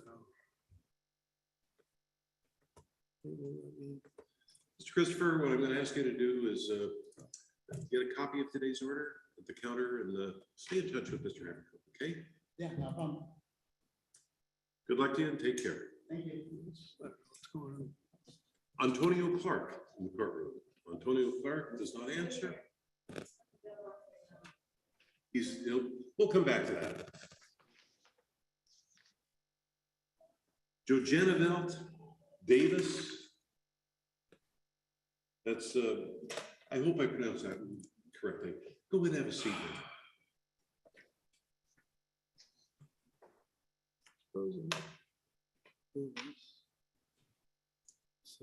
Is your full name Jojanavelt R. Davis? Davis, the citation I have alleges that on or about July 20th, 2022, committed the offense of assault in the 4th degree. Again, that's a gross misdemeanor. The maximum penalty of conviction would be 364 days in jail and or a $5,000 fine. Are you asking for a court-appointed attorney? I'm going to appoint Mr. Haverhill to represent you in this matter, and he'll discuss with you whether you're entitled to an attorney at public expense off the record.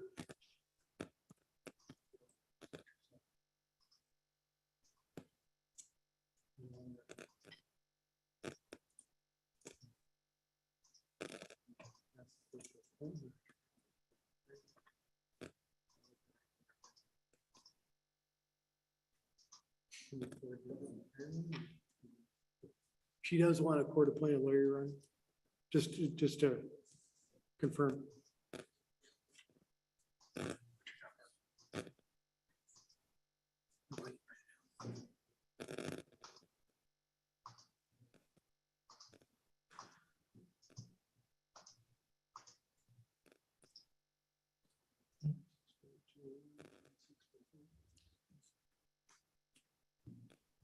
And the plea, I take it, is not guilty with the usual stipulations.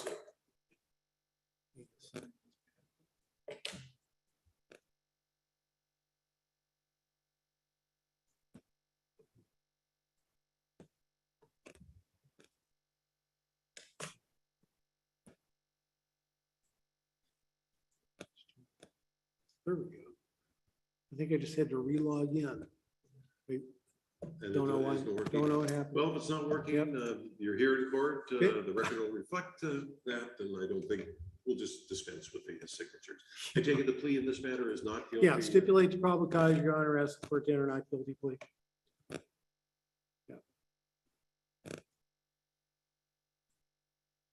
Mr. Haverhill, I think we'll, as long as we have a defendant's signature, I don't think we can dispense with it.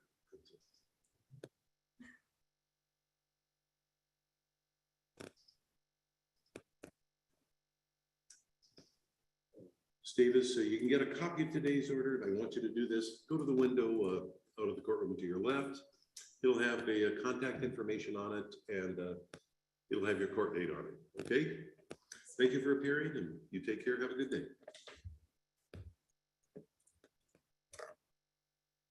Is Jessica DeGunia here? Jessica DeGunia? Good afternoon. Full name Jessica Marie DeGunia. The citation I have alleges that on or about July 8, 2022, you committed the offense of driving a license suspended or revoked in the 3rd degree. Now, the city may have a motion in that case. Yes, Your Honor. Thank you. The city moves to amend the charge to no valid operator's license with ID, recommend a $150 fine. Mr. Goodia, that's what the prosecutor just did was amend the charge from a criminal offense. Walked in here, you were cited for a misdemeanor that bears a possibility of 90 days in jail. The city has amended that to a civil infraction. You don't plead guilty or not guilty to that. You admit or deny it. If you admit it, I'm going to set a fine of $150. If you deny it, we can set it for a contested hearing. Now, is there anything you need to ask me about what I just said? What do you wish to do? Yeah.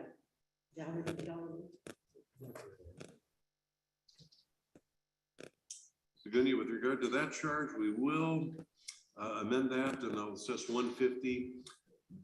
There's a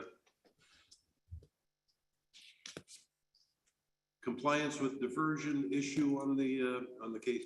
If the prosecutor wishes to renote that, he can. But, Yes, Your Honor, please. But I might indicate that that you're on one of these consumer awareness things. What you need to do is take a consumer awareness class.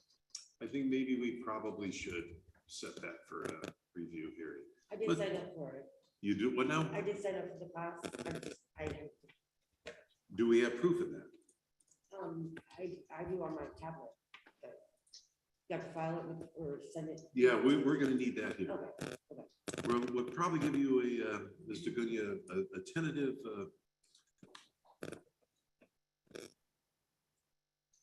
trial date of September 1st, and as long as we have proof of that on file, fine, but you better check with us just to make sure, okay?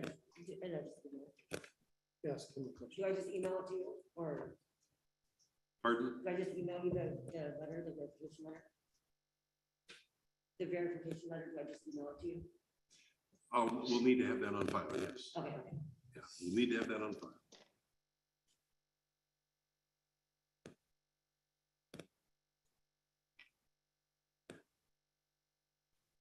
Separate is the infraction. Okay, I'm gonna have to.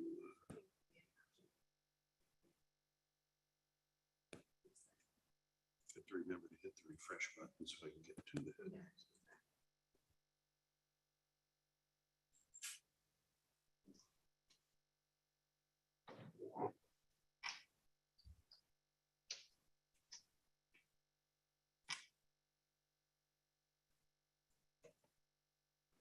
Mr. Gunya, we have two orders. One of them is with respect to the infraction. The other one is with respect to the diversion you're on. Okay. Now check with this. If you brought yourself into full compliance, that'll be one thing, but better make sure that that's actually happened before you don't show up. I'll Okay? get it today, yeah, right. Good luck to you. You take care.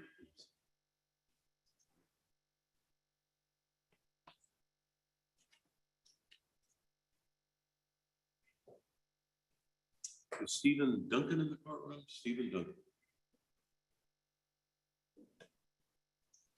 Does not answer. How about Brianna Faulkner?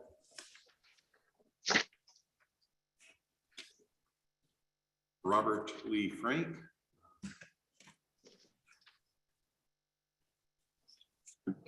Daniel Friend.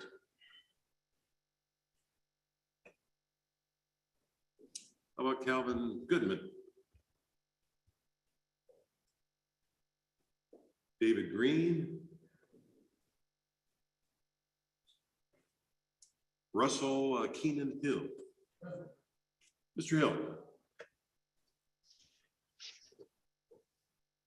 Your Honor, city has a motion. City moves to amend the charge of failure to transfer title within 45 days to expired tabs less than 2 months.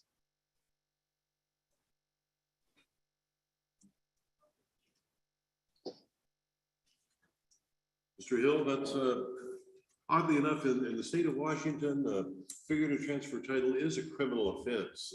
I think there's only 5 other states that have that. But in any event, the prosecutor has moved to amend, and it's changed the charge to the civil infraction of expired tabs, which means that you have now 3 infractions. One is expired tabs. The other 2 are expired or no insurance. That's the $553 one, the expensive one. And the other one's operating a motor vehicle without the current registration and plate. So with regard to those are infractions. All I can do is issue a fine on those. If you admit them, I'll do that. That'll conclude the matter. And you can make time payments on that. Any question about anything I've just said? What would you like to do? If you admit them, it's a fine. If you deny the infractions, we can set it for a contested hearing and And that'll be at next month. Suppose I'll just pay the fines. It's $150 on the expired tabs. $553 is way too much for insurance. Let's reduce that to 100. And the other one, let's reduce that to 100 as well. That's a total of $350. We'll set it at 25 a month. 350, that's still a significant amount of money, but it's a lot better than what we started with. So any question at all? Negative, Your Honor. Do you know what you need to do to get your license straightened out? Since the infraction come completely in compliance, I am Perfect. ready to go. Perfect. Yeah, that's that I'm glad to hear. Mr. Hill, I'm signing today's order.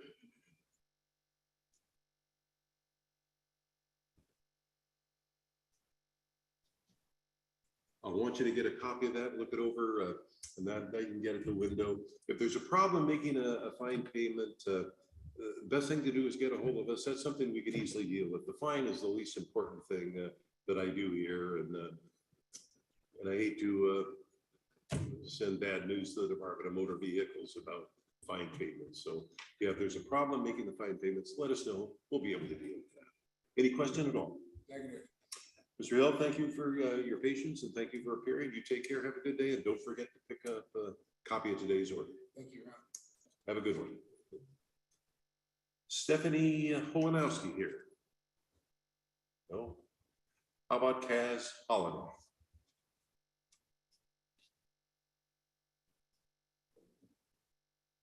How about Jesse Hunote or Hunote? And I probably mispronounced that. Sir, how do you pronounce your name? Hunan. Is your full name Jesse Cole Hunot? Yes.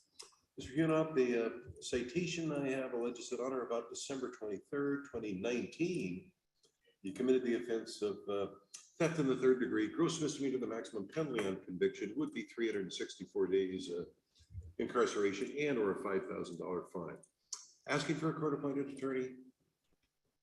I'll appoint Mr. Aberco to enter a plea on your behalf and discuss with you later whether you're entitled to a court-appointed lawyer throughout the course of it. Mr. Aberco, please. Thank you, Your Honor. Stipulate to probable cause, ask the court to enter not guilty plea.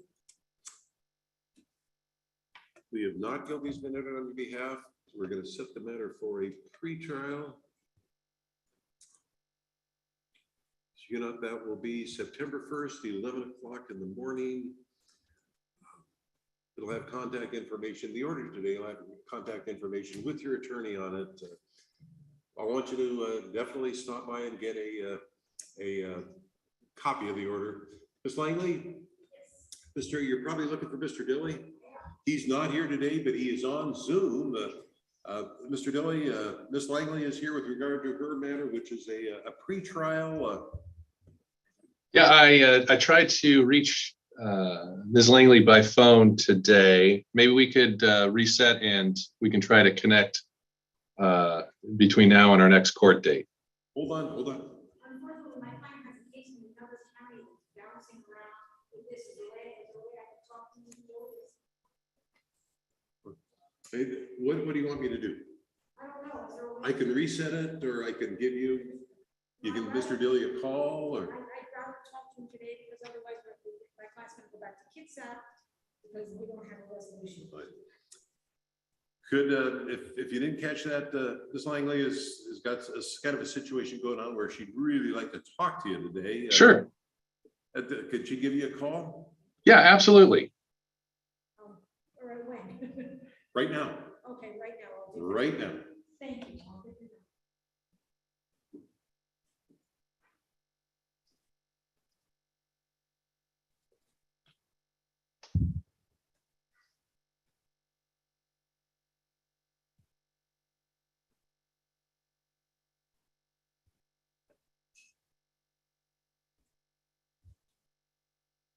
How about Shane Iverson?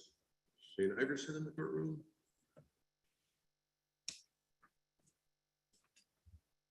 Nicole Kessler. We've already processed that.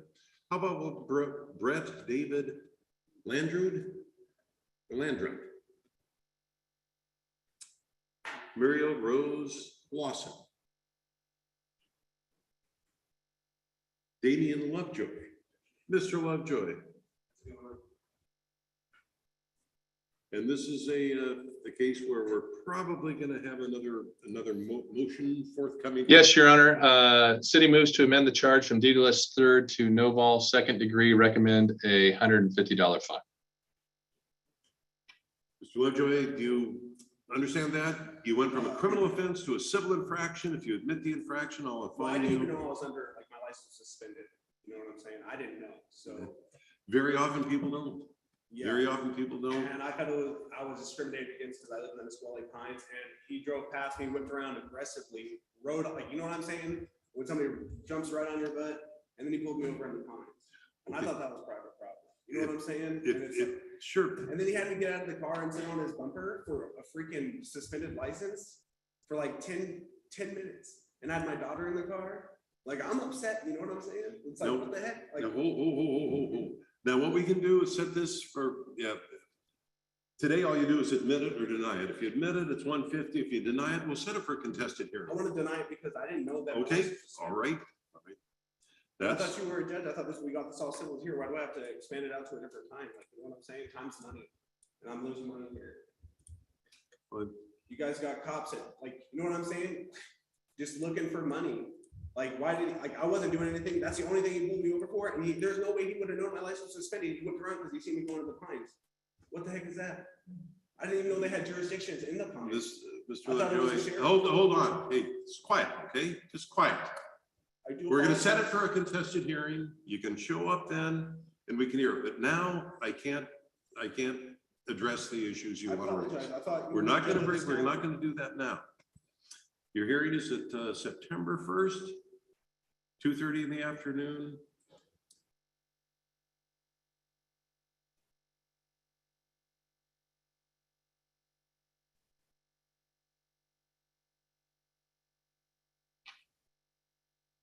Get a copy of today's order at the window outside the courtroom, and we'll see you in September.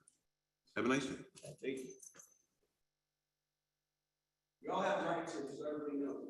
You have rights.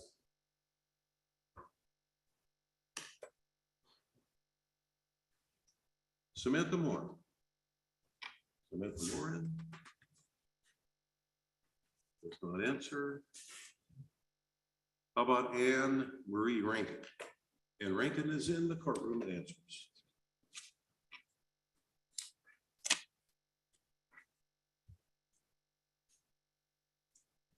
Good afternoon, ma'am. The city probably has a motion in your case as well. Docket number 31, Ms. Rankin. Yes, Your Honor. Could you please amend the charge to Noval second degree, recommend a $150 fine? Ms. Rankin, by now I'm quite sure you know exactly what happened. Yeah. Charge got amended from a criminal offense to a civil infraction. Again, if you admit it, I'll assess a fine of $150. If you deny it, we can set it for a contested hearing. Any questions? No. What would you like to do? I'll move. I'll assess 150. Let me tell you this, and probably just as general information.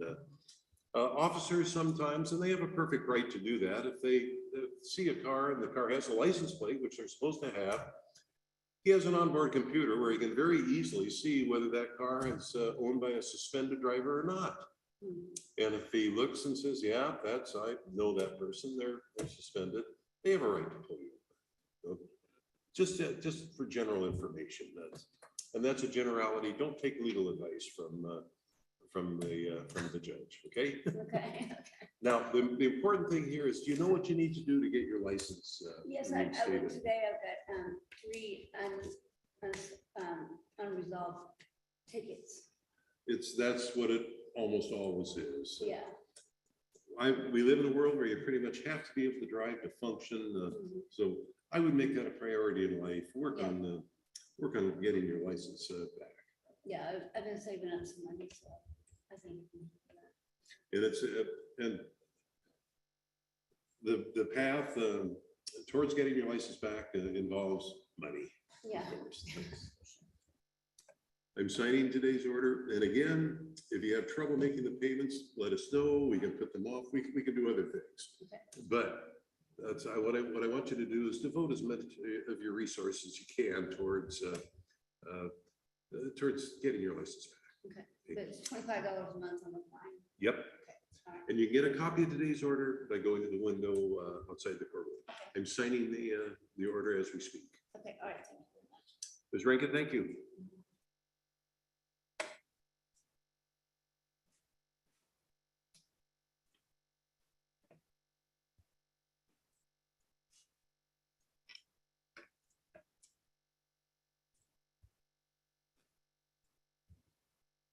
Sean Ray Bauman does not answer. How about Cyrus Rosnick?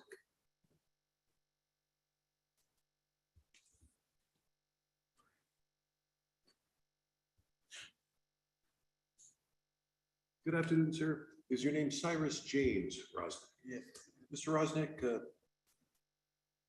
citation I'm looking at alleges that on or about March 7th of 2022, you committed the offense of theft, 3rd degree. That charge is a gross misdemeanor. The maximum penalty on conviction would be 364 days in jail and or a $5,000 fine. Are you asking for a court-appointed attorney? Well, so I don't know why I have a warrant. I had thought I squashed the warrant from that charge beforehand, and then I was told that I needed to pay a $500 fine. Was it because I didn't? I don't think I've ever imposed a $500 fine. That may have been bail of some kind. No, this is an arraignment. You haven't been sentenced. You haven't been heard at all. This is just your first court appearance on this charge. On the start? Yes. What charge exactly is this? Theft in the 3rd degree on March 7th.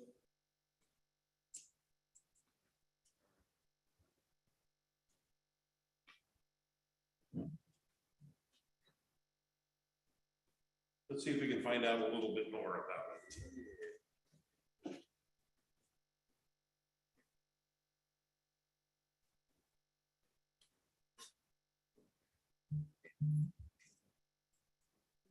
That's not the issue today.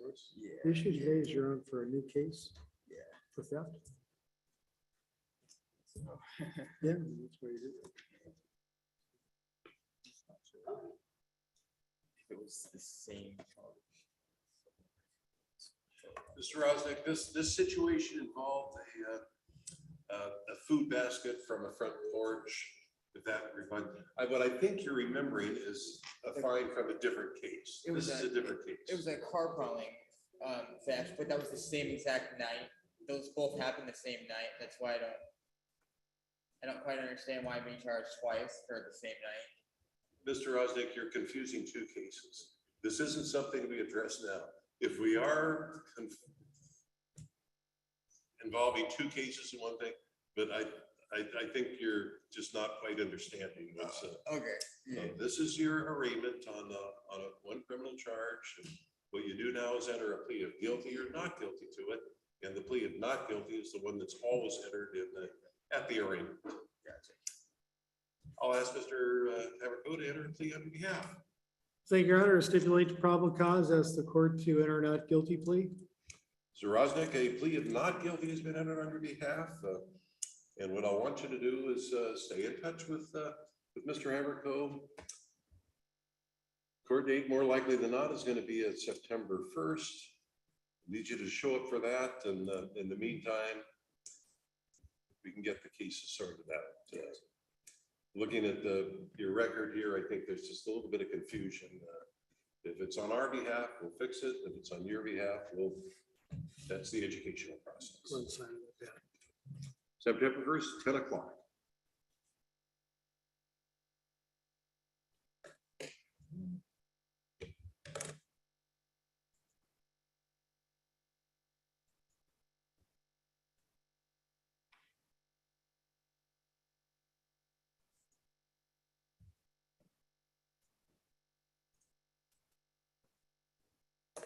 Mr. Rosnick, as you leave the courtroom, make sure you get a copy of today's order, and we'll see you back here 9/1.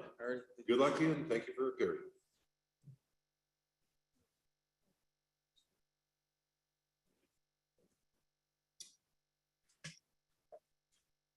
All the Jason Turner matter.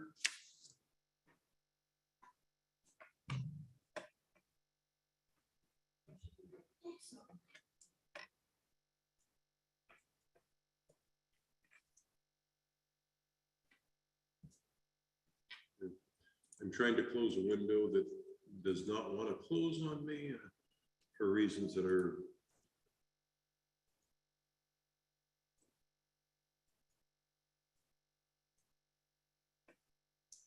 well, I had to sign this twice, I think. Yes. Mr. Turner, thank you for your patience. Matter set for a pretrial. I'm going to turn to your attorney for the status of the matter.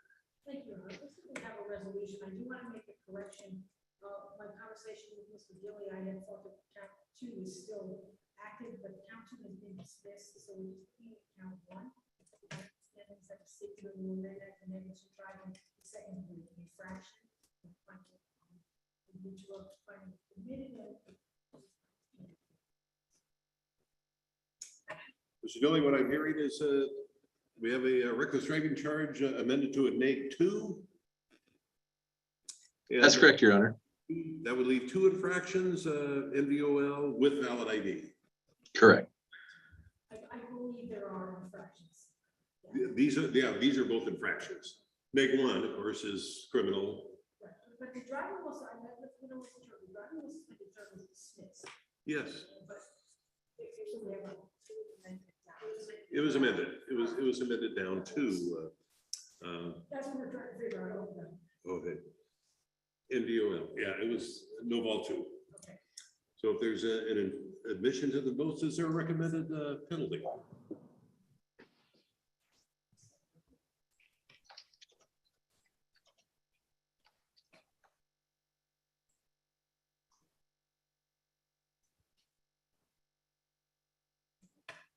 He'll stick to it. Pardon? I said there was ritual finding committed on both. Okay. Mr. Turner, is that correct? You admit the 2 infractions on April 24th? Negligent driving 2nd degree and no valid operator's license with ID. Right. Recommended fine, Mr. Deli? Your Honor, it was, the recommendation is $250 for the neg 2 and $150 for the no vol 2. Any argument? I think my client's getting a good offer, so. I think it's an excellent offer. I'll impose $250 on the neg 2 and $150 on the no vol. Mr. Turner, that's what my advice is if there is an issue with your license, to get that reinstated, and also your attorney here has saved you a conviction for reckless driving. A reckless driving offense is kind of a disaster when it comes to your driving ability record, jail, et cetera, et cetera, et cetera. So this is an excellent resolution to a could have been a difficult case. In any event, I'm signing an order to the effect that you can pay that at the rate of $50 or $25 a month. Now, if you have an issue making the payments, could you just let us know? And that we can deal with. Get a hold of Ms. Langley if there's an issue at all, and that we can address. But again, I'm gonna, if there is a problem with your license, I'm gonna urge you to talk to your attorney about how to get that straightened out, and so you're driving without having to be concerned about somebody running your plate. Ms. Langley, you take care, have a good day, and you're entirely welcome. Mr. Turner, good luck to you. Take care.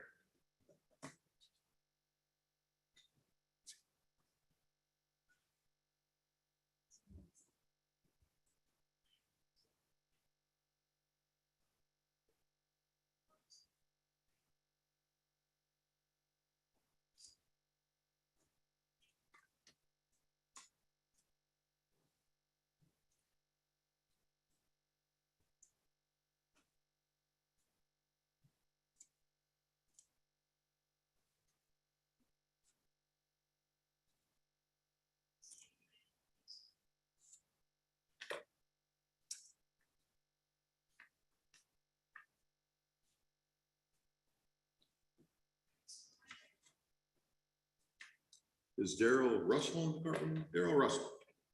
Mr. Russell, good afternoon.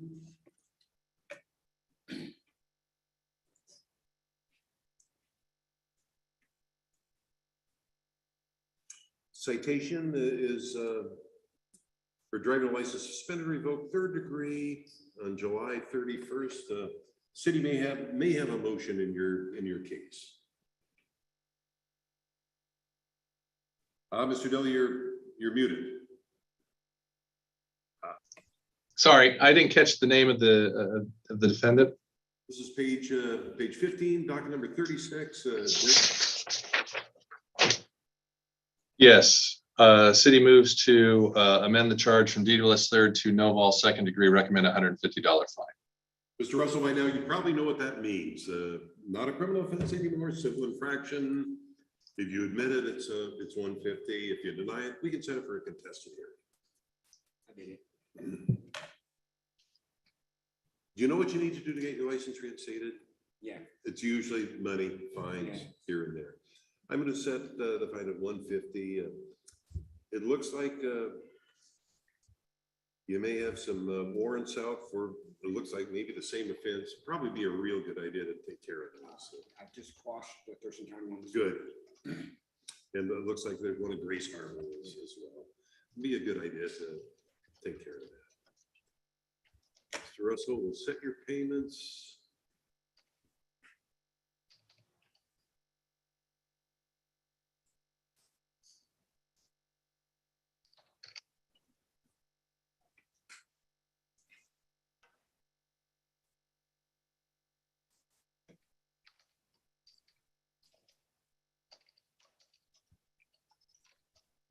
First payment due September 4th. And again, like you've heard me say, if there's an issue making the payments, just let us know.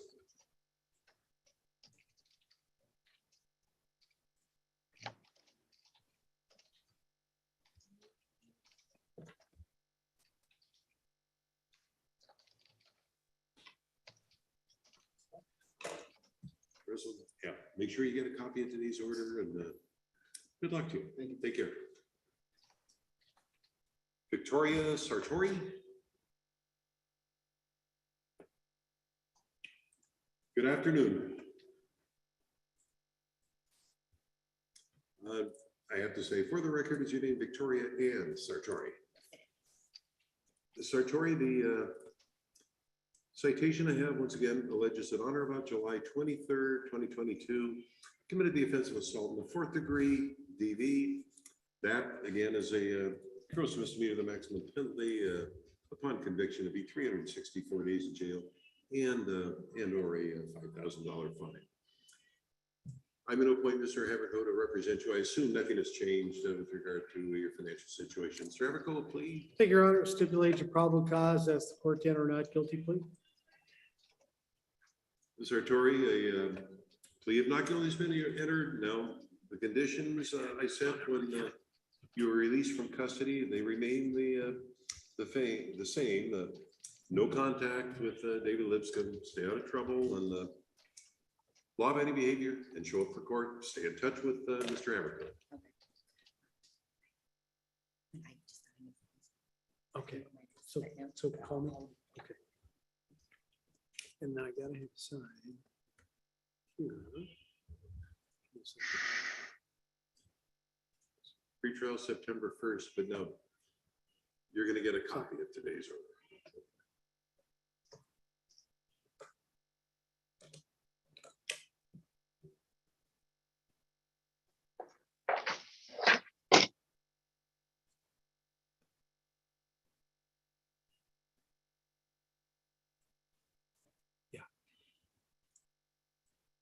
Okay. Ms. Sartori, I want to caution you that it's very important that the peace be kept. You have some substantial jail time suspended in a companion case from earlier. So good luck to you. You take care. We'll see you 1st of September. Good luck.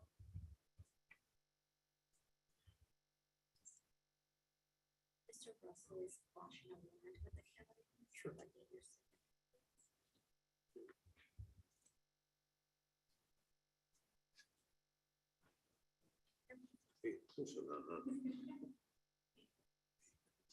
Is Jessica C in the courtroom? Jessica C.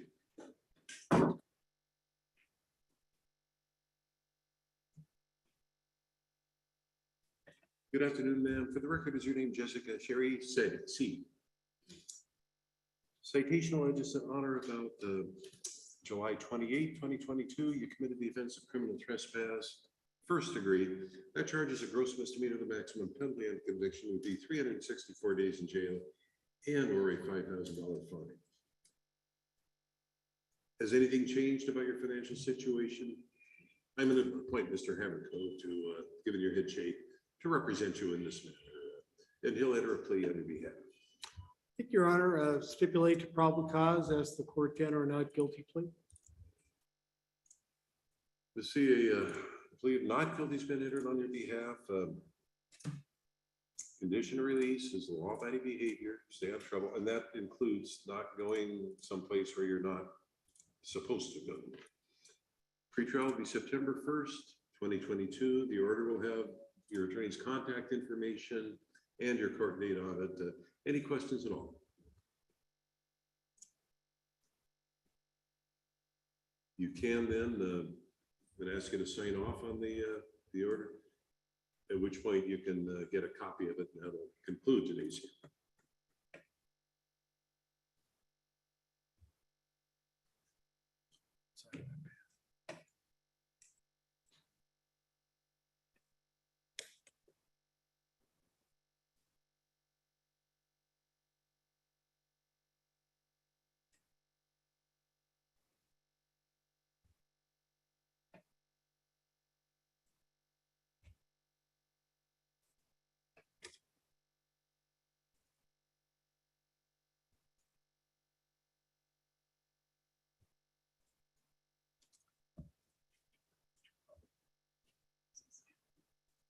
You see, I have signed the order.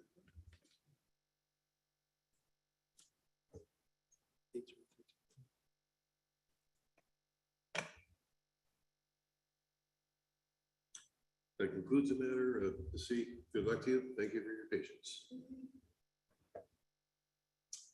Sydney St. Marie in the courtroom. Sydney St. Marie.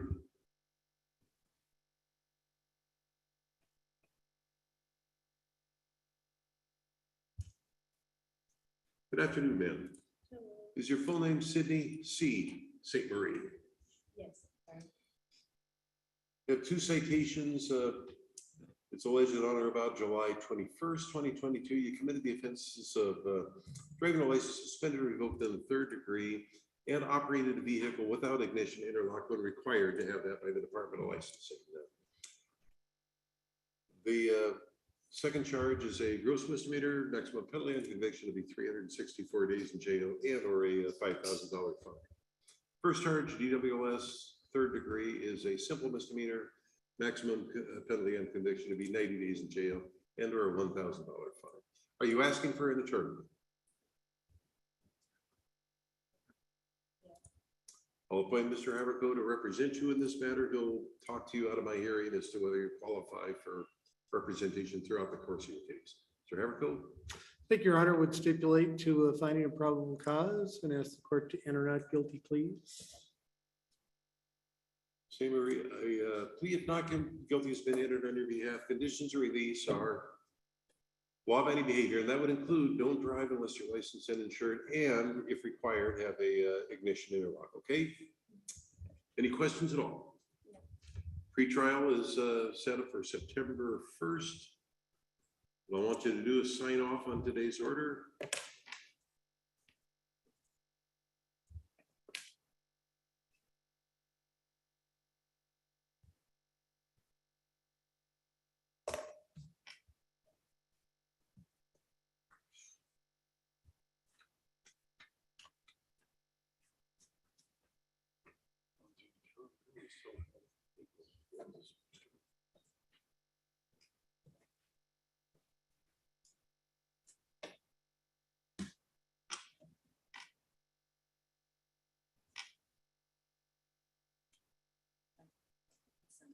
Oh, it's okay.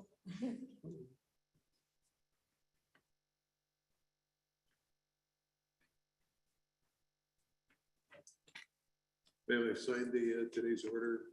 You need to get a copy of it at the window outside the courtroom to your left. And we'll see you back here on September 1st. Good luck. Thank you.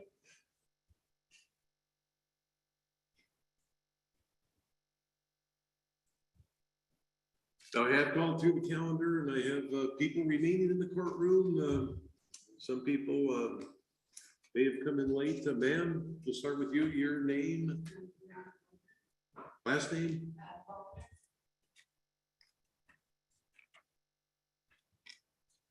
Faulkner, come on up and have a seat next to Mr. Everco, the public defender. Good afternoon. Full name, Brianna, middle initial L. Faulkner. Yeah. Criminal citation alleges on or about July 29, 2022, you committed the offense of obstructing a law enforcement officer during the performance of his duty. That's a gross misdemeanor. The maximum penalty on conviction would be 364 days in jail and or a $5,000 fine. Are you asking for a court appointed? Are you asking for a court appointed attorney? Yeah. I'll appoint Mr. Everco to represent you in this matter, and he'll enter a plea on your behalf and discuss with you later whether you're entitled to an attorney throughout the course of the case. Mr. Everco? Thank you, Your Honor. Would stipulate to probable cause, ask the court to enter a not guilty plea. Ms. Faulkner, we're going to enter a finding of not committed on the defective equipment.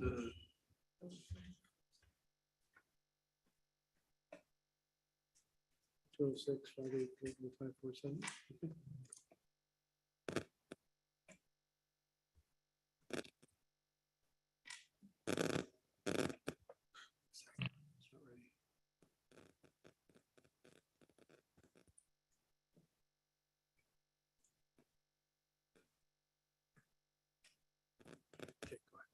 Okay. The next hearing will be September 1 at 11 o'clock.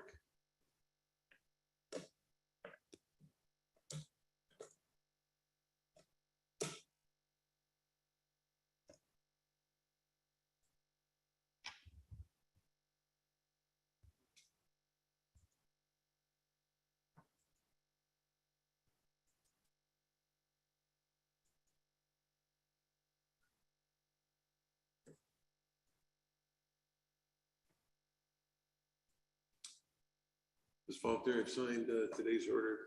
Please get a copy of it before you leave at the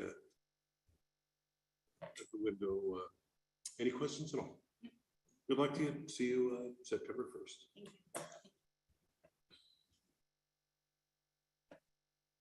And anybody else here for court? Yes, ma'am.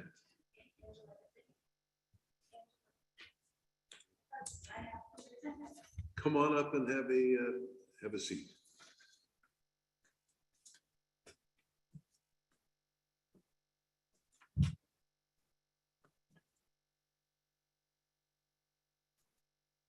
Full name Angela Cherie Bendick. Ms. Bendick, citation I have alleged on or about June 25th, 2021. You committed the offense of theft third degree. That charge is what they call a gross misdemeanor. The maximum penalty on conviction would be 364 days in jail and or a $5,000 fine. Are you asking for a court-appointed attorney? I'll appoint Mr. Everco to enter a plea on your behalf, and he'll represent you if you're indigent throughout the rest of your case. Mr. Everco? Thank you, Your Honor. I stipulate to probable cause and ask the court to enter not guilty plea. Ms. Bendick, a plea of not guilty is entered on your behalf that preserves your rights. We'll set it for a pre-trial, and today's order will have Mr. Everco's contact information on it, as well as your next court date, which I'm sure is going to be September 1. Any questions at all?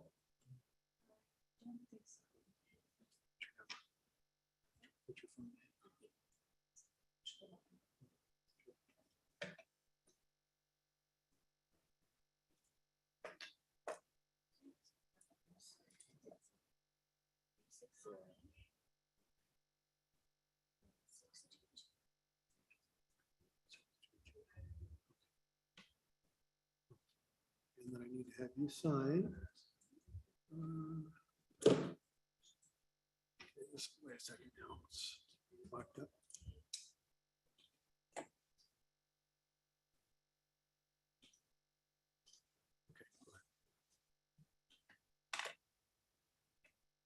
Okay.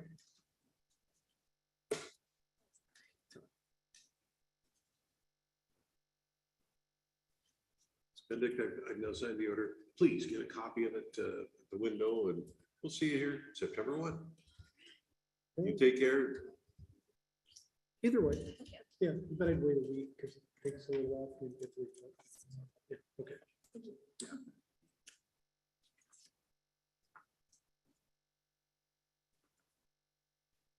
You here for court as well?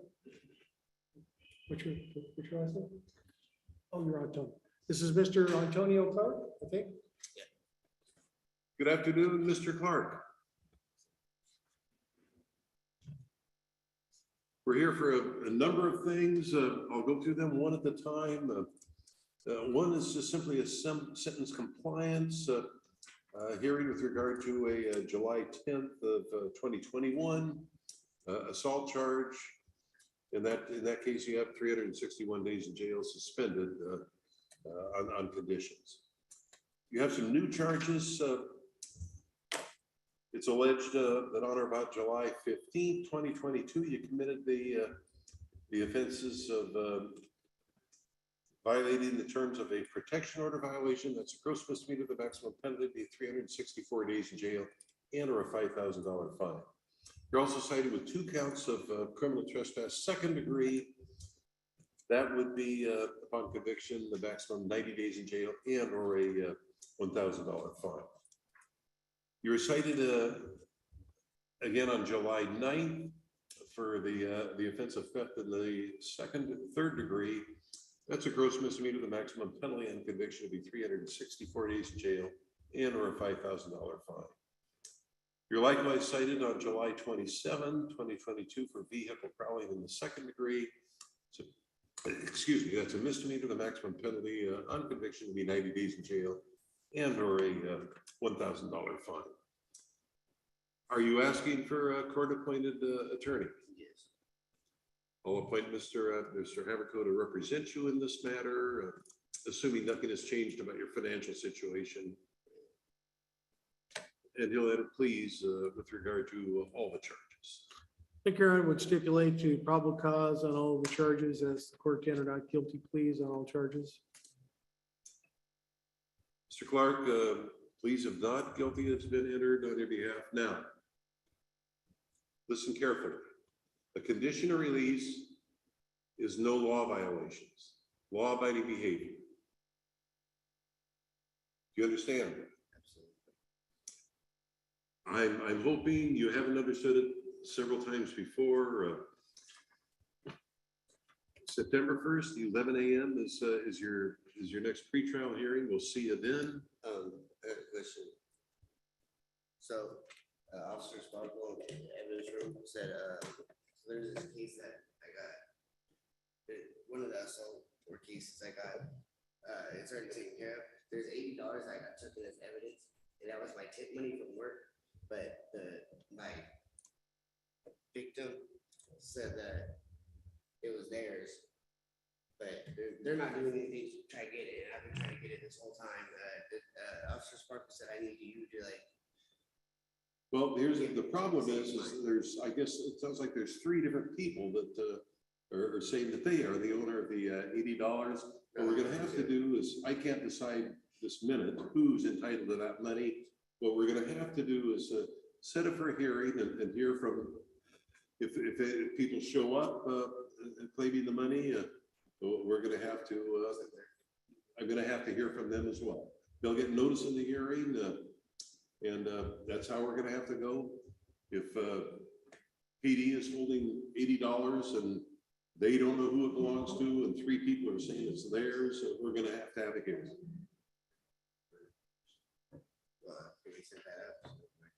That's, I don't know of any other way of doing it. I don't know how to set it up. That's why I'm asking about it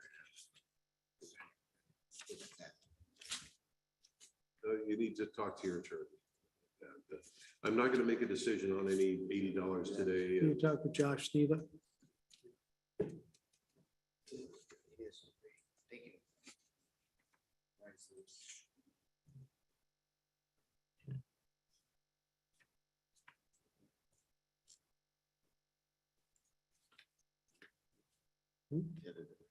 She'll give it to you at the clerk's window.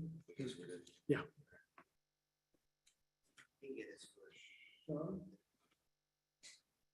So we have, this is Sean Charles Ray Bauman. He's number 32 and 33. Looks like he's already appointed to Josh Neva on number 32. It's on for arraignment on number 33 and 4.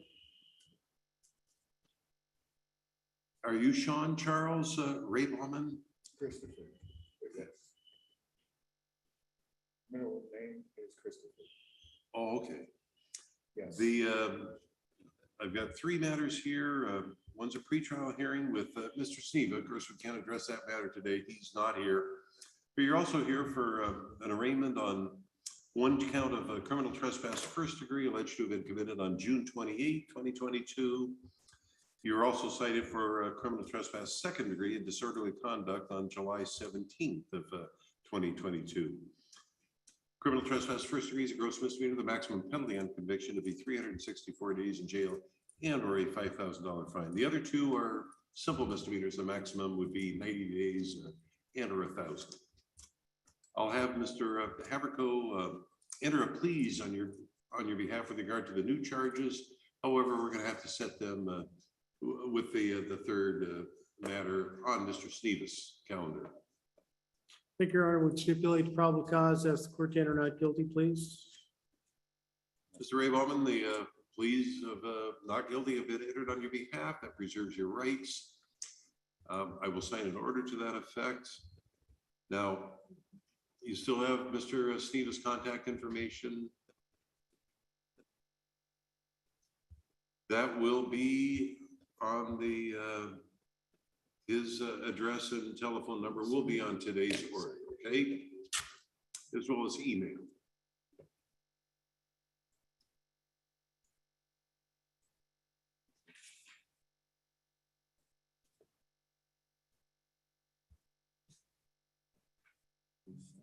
There you go. That's good. That's good.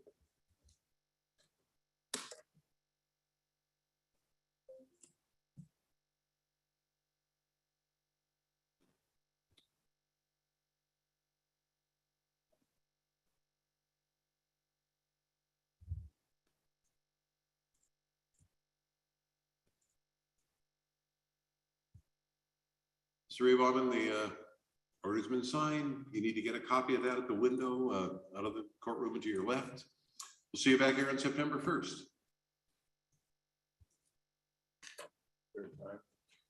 They'll give you a copy of the order if you got to the clerk's window. Yeah, oh yeah. Yeah.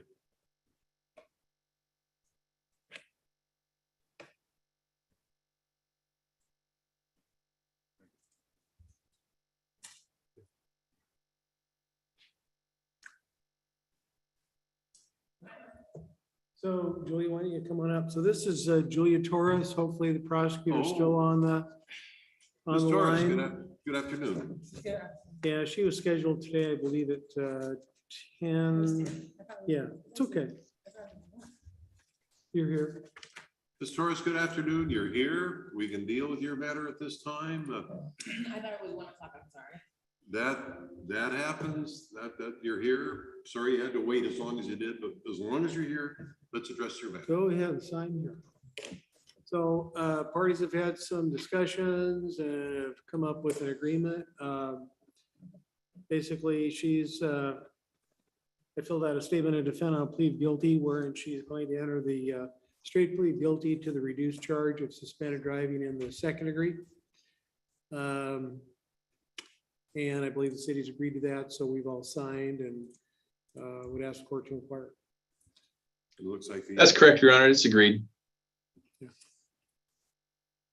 the record, your name is Julia Angelique Torres. Ms. Torres, the statement of defendant on plea of guilty I'm looking at is to one count of driving a license suspended or revoked in the second degree, which is a gross misdemeanor. The maximum penalty on conviction would be 364 days in jail and or a $5,000 fine, which I'd be free to impose regardless of what's recommended. Now, the plea form tells me you're 38 years of age. Did you have any issues reading, understanding the plea form, going over it with your attorney? By accept the plea, you give up the right to tear paragraph 5, no trial, no appeal, simply a sentencing. With that in mind, as to one count of driving license suspended or revoked within the city of Yelm on June 22nd of this year, how do you plead, guilty or not guilty? To make that plea of your own free will. Anybody make any threats or promises to you to make you plead guilty? I will find the plea to be freely, knowingly, and voluntarily made. And your statement of paragraph 11 does satisfy the factual elements of the plea. The recommended sentence is all jail time suspended on the condition you don't drive unless you have a license and insurance. And I think there's probably a fine in the amount of $250, Your Honor, and also pursuant to the agreement, cities in exchange for the plea is going to move to dismiss count 2, the interlock violation. That's correct, Your Honor. I noted that from the plea form as well. As far as I don't know what your licensing situation is exactly, but first degree, the last thing in the world you would want to do is have a conviction of that. There's a lot of mandatory jail time involved in that. What I would do is I'd make sure that don't get behind the wheel of a car and drive it until you're eligible to and get relicensed. That's easier said than done, but hey, the time will go by quickly. So all I could. That's it. Usually is. It takes a lot of time, a lot of effort, a lot of money, and some of these situations get incredibly tangled. I'm going to follow the recommendation. Just for clarity, no, I'm sorry, Judge, just for clarity purposes, I added in the $250 court fee into the plea form. I added in the $250 court fee into the plea form. As far as the money is kind of insult to injury, I'm going to follow the recommendation. 364 and a 250 fine. Again, you know, that's I realize it's hard to live without driving, but it's something you're in a situation where, given the amount of jail time you could be looking at, I'd hate to see that happen to you.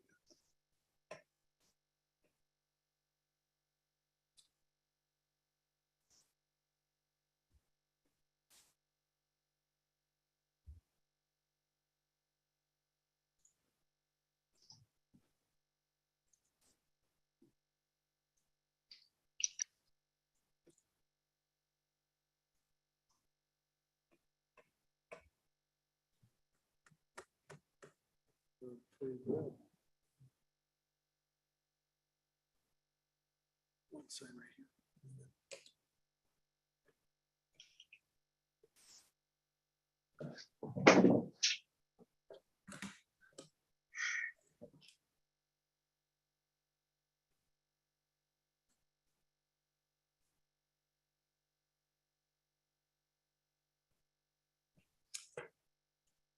As far as I've now signed the judgment and sentence in your matter, you can get a copy of that, and I wish you would at the window out of the courtroom to your left. And any questions at all? Good luck to you. You take care of yourself. Thanks.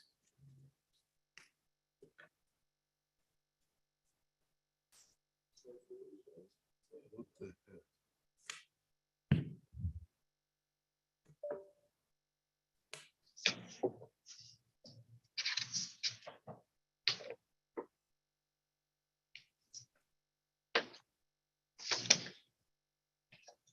Is that everybody? That is, I'm having a little computer issue here, but it seems to have resolved itself. And that would appear to be everybody. All right. Well, Ben, I think get some rest or something and catch up with the current time. Yeah, I will do my best. I'll see you all next month. See you then. Take care.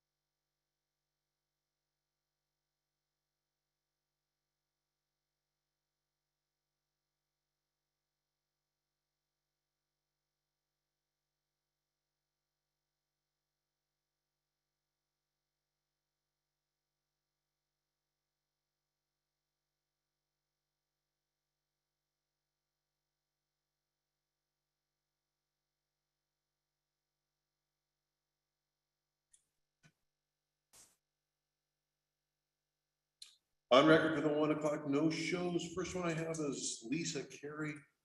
Number 2, page 10. There is a note in the file. I did find PC earlier, but there's a note in the file asking for a reset. Go ahead and just reset that. Note the non-appearance for speedy trial purposes, but reset that. Next one is John Cassavant. Docket number 3, I do find probable cause for the issuance of a third to him, 2,500 cash or bond. The next one is Stephen Dugan. And Mr. Dugan is on the next page. Not Dugan, Dungan. Docket number 12. It's DDoS third, amend to no vol 2 and FTA. He's got a warrant for escape 1. You look at his record, I think I counted about 24 felony convictions. There isn't anything we can do. He's already in enough trouble. Next one is Robert Frank. That's the next page. Docket number 15. I find probable cause for the issuance to him of a DDoS second site, 2,500 cash or bond. Next would be Nicole Friend, or excuse me, Daniel Andrew Friend. It looks like that's already in warrant status, so leave it in warrant. And the next one would be Calvin Goodman, docket number 17. Probable cause was previously found when I released him from custody on July 26. Theft third, warrant will issue for 2,500 cash or bond. Next would be David Green. I find probable cause for the issuance to him of criminal trust 1 and theft third, 2,500 cash or bond. And it looks like he already has 3 other warrants from Ole Muni and, oh boy, yeah. And several other warrants as well. Next is Stephanie Hohenowski. Here at for pretrial this morning, didn't show. Here for arraignment this afternoon, didn't show. Warrant on each issue. Probable cause was previously found when I released from jail under new charge, but 2,500 cash or bond each. I get both files together. And next would be Kaz Dwayne Holiday. You find probable cause for the issuance to him of the theft third and crime trust 1. Yeah, about a $700 iPhone. That's 2,500 cash or bond. Next would be Shane Iverson. I think that there's a docket note, he's in custody in the drug court. So go ahead and we'll note the non-appearance for speedy trial, but reset with notice. Next will be Brett Landred. That's docket number 27, page 14. Site for DDoS third. Amend that to no vol 2 and FTA it to the Department of Licensing. Next would be Muriel Lawson. That is the one that's incompetent. I'm going to find there was not probable cause, and the citation will be dismissed. If we need an order to sign, I'll do it. Dismiss that. And that's it. That's all I have. Unless I missed somebody.